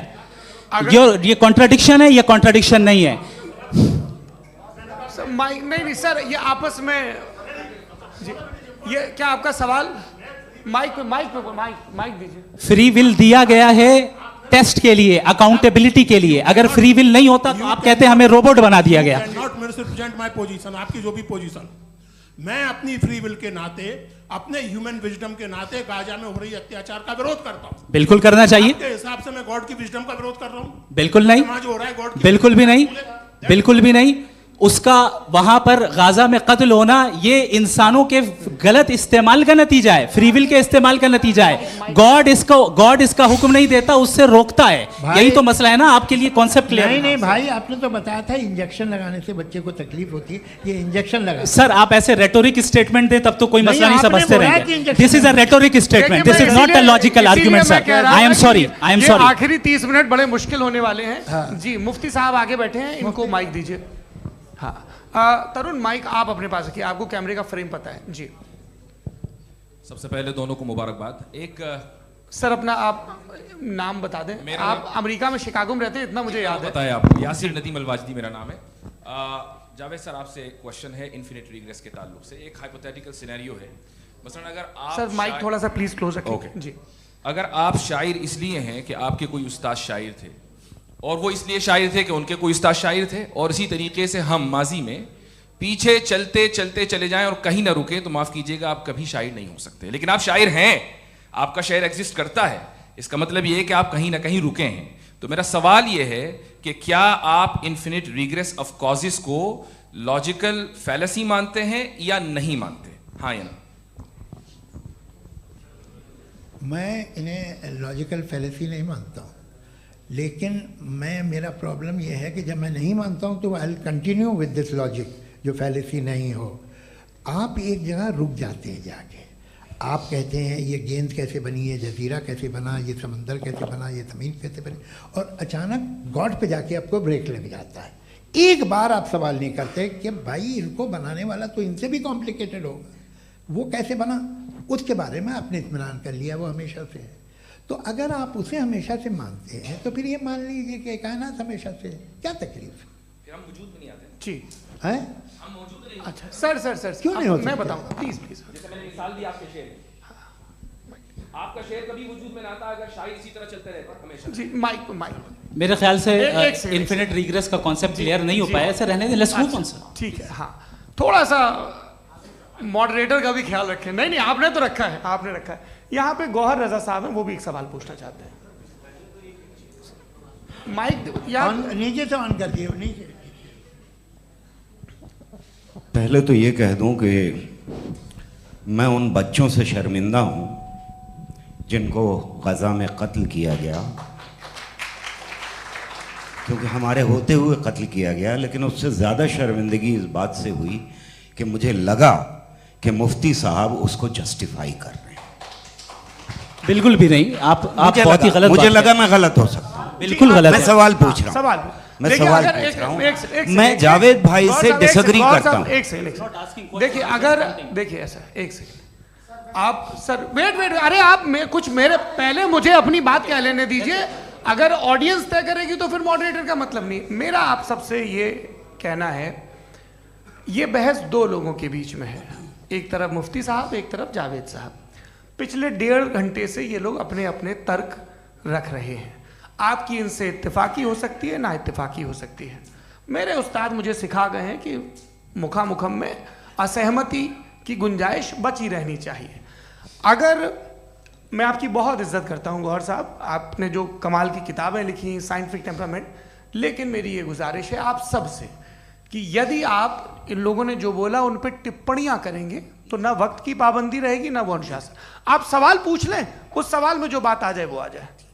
मैं जावेद साहब से डिसएग्री करता हूं, इसलिए जावेद साहब से सवाल पूछ रहा हूं। आपका सवाल जावेद अख्तर साहब से। और सवाल ये है मेरा कि जावेद साहब ने कई बार लॉजिक का इस्तेमाल किया कि साइंस में लॉजिक है और रिलीजन में लॉजिक नहीं है। मेरा ख्याल ये है कि रिलीजन में भी लॉजिक है, लेकिन उस लॉजिक की बेसिस ये है कि आप रुक जाते हैं, जिसका जिक्र जावेद साहब ने बार बार किया, यानी खुदा के तसव्वुर पे आते हुए, गॉड के तसव्वुर पे आते हुए रुक जाते हैं। और इसमें सवाल पूछना मतलब फॉरबिडन होता है। सवाल ये है कि क्या जावेद साहब इससे एग्री करते हैं कि साइंस की लॉजिक अलग है और रिलीजन की लॉजिक अलग है? बताइए सर। देखिए, 3 चीज़ें हैं, साइंस है, एक है मंतिक है, इस्तिदलाल है, और एक जो है कुछ भी नहीं है, फेथ है, अकीदा है। मैं अकीदे की लॉजिक का कायल नहीं हूँ। मुझे आप इस्तिदलाल से, लॉजिक से, रीज़न से समझाइए, मैं मानने को तैयार हूँ, मेरा क्या नुकसान होगा। लेकिन ये कि अकीदे पे मैं नहीं जा सकता हूँ। अकीदे का मतलब है कि तुम ये मान लो, सवाल ना करो, ये नहीं। आप सारी बातें करके, बड़ी साइंटिफिक बातें करके एक जगह जाके खुदा के हुदूद पे रुक जाते हैं, सरेंडर कर देते हैं। मैं सरेंडर करने को तैयार नहीं। दैट्स ऑल जी। ये आगे सर बैठे हुए हैं, इनको माइक दीजिए। भाई। वो आप पूछना चाह रहे थे ना भाई? हाँ, नहीं मैं ये थैंक यू जी। आपका नाम? आसिम इफ्तिखार।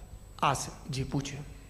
सर, जावेद सर से सवाल है कि आपने अपने क्लोजिंग माइक थोड़ा करीब रखिए। अपने क्लोजिंग स्टेटमेंट में ये बात कही थी कि मज़हब का जो फ्यूचर है वो ज़्यादा दिन नहीं जाने वाला है। लेकिन मैं देख पा रहा हूँ कि जो ऑक्सफोर्ड यूनिवर्सिटी की एक स्टडी है 2011 में हुई है, जिसके 50 एकेडमिशियंस ने इसको अंजाम दिया था, उसमें वो ये कहते हैं कि जो फेथ इन गॉड है वो इनबिल्ट है ह्यूमन नेचर के अंदर, जिसको हम कहते हैं फितरत के अंदर शामिल है वो। और वो ये कहते हैं कि अगर कोई ये समझता है कि मज़हब को वो ख़त्म कर देगा तो ये उसकी गलत फहमी है। तो आप इसके बारे में, इस स्टडीज़ के बारे में क्या कहते हैं? ठीक है। मैं उनसे एग्री नहीं करता हूँ। वो कौन से प्रोफेसर होंगे? ऐसा उनके क्या पास डेटा है, इन्होंने डेटा के बेस होगा। डेटा क्या हो सकता है? फ्यूचर का डेटा तो नहीं हो सकता ना उनके पास। प्रेजेंट का डेटा हो सकता है। डेटा आपने सुना 100 साल पहले का बाद का डेटा? मैंने तो नहीं सुना आज तक। तो आज उनकी ये राय है और होगी राय, ठीक है, दुनिया में तरह तरह की राय है लोग, लेकिन मैं समझता हूँ कि वक्त के साथ इंसान ज़्यादा से ज़्यादा रीज़नेबल और लॉजिकल होता जा रहा है। आज आप देखिए वेस्टर्न यूरोप में क्या परसेंटेज है नॉन बिलीवर्स की, बहुत हाई, वहाँ चर्च खाली पड़े होते हैं। तो अल्टीमेटली तो इंसान कोई ऐसी बात बहुत अरसे तक नहीं मान सकेगा, चाहे गलत या सही, जो उसे उसके दिमाग को, उसके जहन को, उसकी लॉजिक को अपील न करे। वो कह रहे हैं तो ऑक्सफोर्ड के होंगे तो कैम्ब्रिज के होंगे तो मुझे क्या लेना देना, उनका डेटा मुस्तकबिल का नहीं हो सकता है। जी दीपक, हाँ पूछिए। मैं आऊँगा अभी, पीछे की साइड भी आऊँगा, माइक वहीं भेजूंगा 2-3 साल के लिए। जी जावेद साहब, आपसे सवाल है। नमस्ते।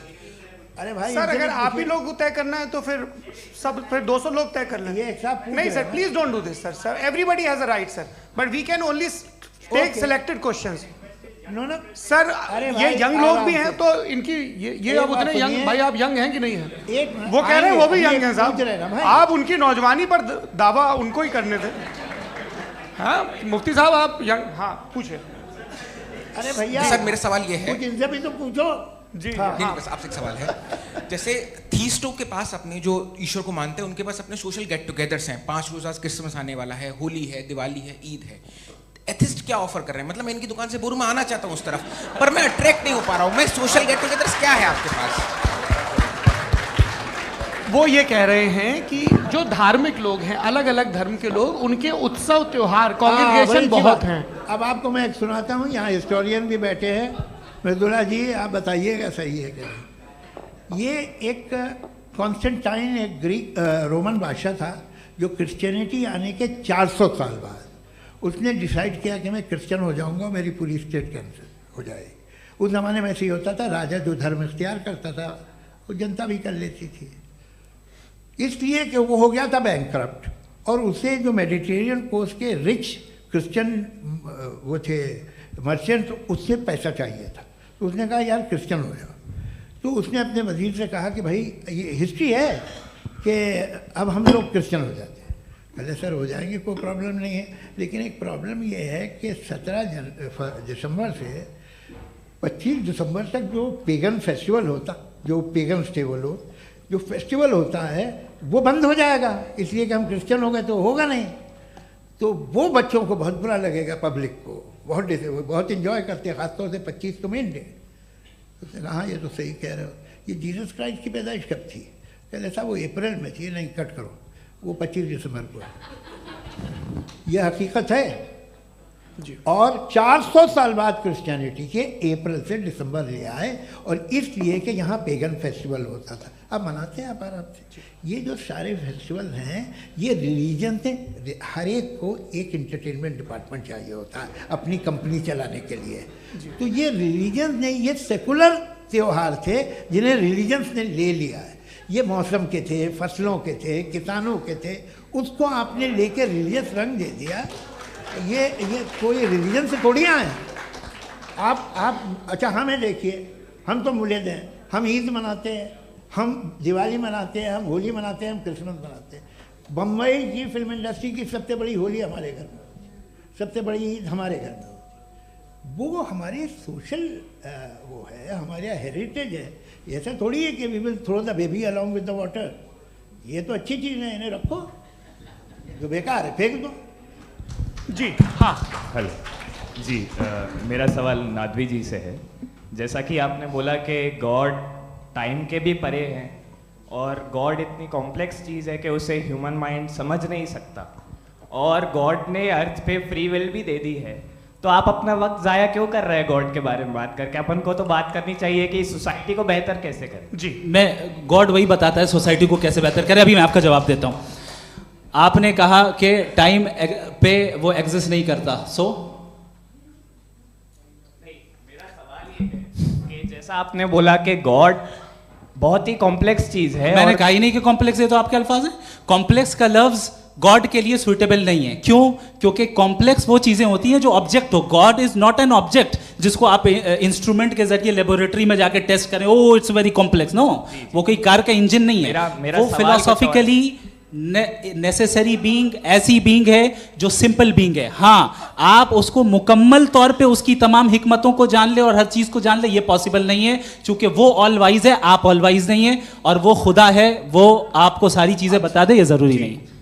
मेरा सवाल ये नहीं था, मेरा सवाल ये था कि जब गॉड इतना परे है इस दुनिया से कि उसने अर्थ पे फ्री विल भी दी है, हम सब ह्यूमंस की फ्री विल है, और जो सोसाइटी में हो रहा है वो अपन लोग डिसाइड करेंगे, तो अपन लोग डिसाइड नहीं करेंगे ना, अपन लोग डिसाइड नहीं करेंगे।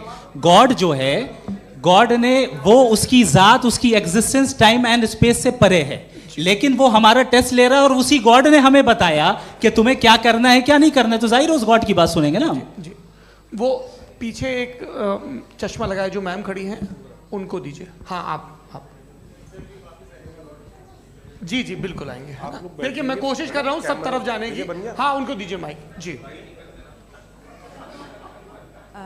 हेलो सर, मैं ओमनी प्रेजेंट नहीं हूँ, टाइम पाबंद हूँ और जहां तक कोशिश कर सकता हूँ करूंगा। जी, अपना नाम बताइए। मेरा नाम उर्सुला है, मैं दिल्ली यूनिवर्सिटी की एक स्टूडेंट हूँ और मैं स्टूडेंट फेडरेशन ऑफ इंडिया से हूँ।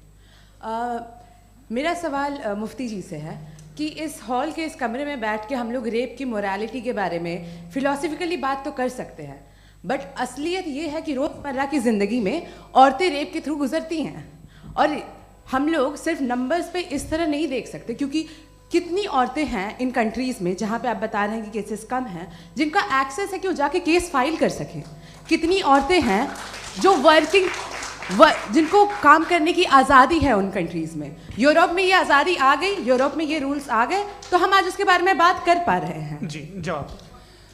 आपने ये कहा कि कमरे में बंद होकर हम लोग इस पर फिलोसफिकली बात कर सकते हैं, लेकिन हकीकत में क्या हो रहा है, वो ग्राउंड लेवल पे क्या हो रहा है, जो बहुत गलत हो रहा है, और वो सफ़र कर रही हैं। आई अग्री, बहुत गलत हो रहा है, और जो गलत हो रहा है उसको हमें रोकना है। और क्यों रोकना है, वो गलत क्यों है, हमारे पास इसका ऑब्जेक्टिव फाउंडेशन है, इनके पास उसका ऑब्जेक्टिव फाउंडेशन नहीं है। मैं ये कहना चाह रहा हूँ कि जहाँ पे भी जुल्म हो रहा है, जहाँ पे भी औरत पे जुल्म हो रहा है, या उसकी इज्जत लूटी जा रही है, या उसे तकलीफ पहुँचाई जा रही है, और सिर्फ औरत नहीं, किसी इंसान के ऊपर भी जुल्म हो रहा है, तो उसके खिलाफ खड़ा होना, ये मॉरलिटी हमारे पास गॉड के पास से आई है। वरना जावेद साहब तो कह रहे हैं कि जो है मेजॉरिटी डिसाइड करेगी, तो मेजॉरिटी तो कभी भी बदल सकती है।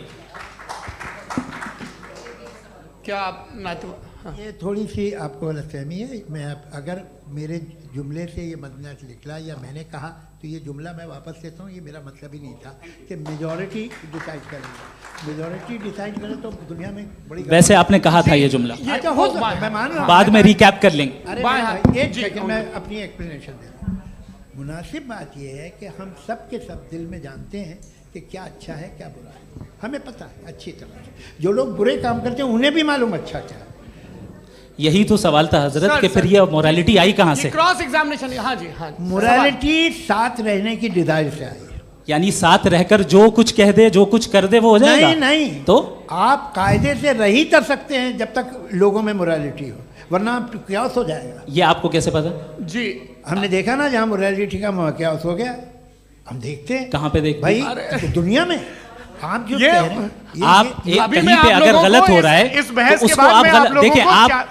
आप एपिस्टेमोलॉजी की बात कर रहे हैं, मैं ऑन्टोलॉजी की बात कर रहा हूं। मैं इस बहस के बाद आप दोनों लोगों को चाय पे होस्ट करूंगा, वहां पे क्रॉस एग्जामिनेशन कर लीजिएगा। अभी ऑडियंस का हक मार रहे हैं आप लोग भाई, सर जस्ट लोग हैं आप लोग। और ये भाई ये हाँ, उधर आएंगे, जी सर आएंगे। अच्छा सर, मेरा नाम लईकुर रहमान है और मैं अलीगढ़ मुस्लिम यूनिवर्सिटी का स्टूडेंट हूँ, और जहाँ तक मुझे पता है कि sir you are also product of Aligarh Muslim University. मैं भी उसी चमन का बुलबुल। हाँ सर, तो बहुत खुशी हुई मुझे जान करके कि मैं आपसे मिलूंगा। सवाल सर, मेरा सवाल यह है, सर सैयद अलैहि रहमा का नज़रिया ये था कि खुदा के वजूद को अक़ल के दायरे में रह कर के तलाश करना, न कि पूरी तौर से उसका इनकार कर देना। Sir, how will you define it? नहीं, तो ये तो आप इन्हें बताइए। ये सवाल आपसे, खुदा का वजूद साबित कर रहे हैं। तो सर आपने इनकार कर रखा है, इस वजह से मेरा क्वेश्चन उन्होंने यही एक सेकंड, सर सैयद ने यही कहा ना कि अक्ल से आप खुदा के वजूद को साबित नहीं कर सकते, यही कहा ना भाई। वो उन्होंने कहा कर सकते हैं और वो कर दिया गया आज। वो फोन दो। तलाश करना या साबित करना अक्ल से नहीं हो सकता। अरे सवाल तो सुन लीजिए जी। अक्ल से नहीं हो सकता है, यही कहा ना आपने। अक्ल से हो सकता है। अरे वो यही कह रहे हैं भाई, आप बता रहे हो सकता है, वो तो कुछ और। आप अगर सर देखो नौजवान फोन ले लो, वो इतनी कमाल की यूनिवर्सिटी है। अरे भाई दे दो ना जरा, एक मिनट दे दो भाई, मेरी बात सुनो, माइक पे बोलो ताकि जो लाखों लोग देख रहे हैं। माइक दे दो ना। अरे देंगे ना माइक, तुम ठहरो तो। हाँ सर, मेरा सवाल ये था कि सर सैयद अलैहि रहमा का एक नज़रिया था अपना कि खुदा का जो वजूद है उसको अक़ल के दायरे में रह करके तलाश करना है, न कि पूरे तौर से इनकार कर देना है। ये उनका कॉन्सेप्ट था। लेकिन मेरा सवाल ये है कि आप इसको कैसे डिफाइन करते हैं, एक्सप्लेन कैसे करेंगे, मैं आपसे जानना चाहता हूँ, क्योंकि you are the product of Aligarh Muslim University. मुझे अक़ल के दायरे में रख के मैंने बहुत तलाश की, मुझे मिला नहीं। हाँ ये इधर वो चश्मा लगाए जो, हाँ उनको दे दीजिए। जी जी फटाफट पूछिए, बस 5 मिनट है, 5 मिनट में खत्म हो रहा है। हाँ अस्सलाम वालेकुम मुफ्ती साहब, एंड मेरा सवाल जावेद अख्तर साहब से। क्या नाम है आपका? अरे भैया सब मुझे पूछ रहे हो। हाँ, फैज पूछिए फैज साहब। तो मेरा सवाल ये है कि अभी जो एथियस्ट है वो problem of evil argument use कर रहे हैं अगेंस्ट मुस्लिम्स, राइट? कि इस दुनिया में इतना सारा ईविल है और अगेंस्ट मुस्लिम तो यहाँ अगेंस्ट थियस्ट। हाँ थोड़ा सा करेक्ट कर लीजिए भाई, पूरी मशक्कत इसी बात की थी कि किसी एक मजहब पे बात न टिके। जी, तो बेसिकली ये आर्ग्यूमेंट ऐसा है कि इस दुनिया में इतना ज़्यादा ईवल एग्जिस्ट करता है और अगर एक ऑल गुड गॉड है तो वो रोकता क्यों नहीं है? लेकिन इस सवाल में एक हिडन अजम्पशन ये है कि इस दुनिया में ईवल एग्जिस्ट करता है। अब एथियस्ट ये कैसे ऑन्टोलॉजिकली प्रूव कर सकते हैं कि इस दुनिया में ईवल एग्जिस्ट करता है? मैं आपको बताता हूँ, थोड़ा सा समझा। नहीं सर, हम लोग इनको सुनने आए। नहीं please don't do that. I want to explain ontologically. हम समझ गए सर, इनको अब जवाब देने दीजिए। अच्छा सवाल पूछ लो। मैं अभी तक क्या था वो मैं थोड़ा सा ऐड ऑन कर लेता हूँ। तुम गुरु, तो हम जब इसका राउंड 13 करेंगे ना तब तुमको स्टेज पे बिठाएंगे। जी तो हाँ जल्दी से। तो देखिए एथियज्म के हिसाब से सब कुछ रैंडमली बन गया है, सब कुछ एटम्स और मॉलिक्यूल्स है। एक पत्थर में और मुझ में सिर्फ इतना फर्क है कि हम लोग एटम्स और मॉलिक्यूल्स का अलग अलग रीअरेंजमेंट है। अब एक पत्थर को कोई इंसान तलवार से 2 टुकड़ों में काट दे या मुझे, according to atheism it is same, there is no evil and good according to atheism. जी अच्छा, फैज साहब का सवाल ये है कि हाँ कोशिश भी करते तो इससे गलत सवाल नहीं कर पाते। एक लाइफ फॉर्म है और लाइफ फॉर्म में फीलिंग्स हैं, मतलब लाइफ फॉर्म सुनता है, देखता है, टेस्ट कर सकता है, फील कर सकता है, तो उसकी ये जो क्वालिटी इस बबल में आ गई हैं वो जानवर में भी है, इंसान में भी है।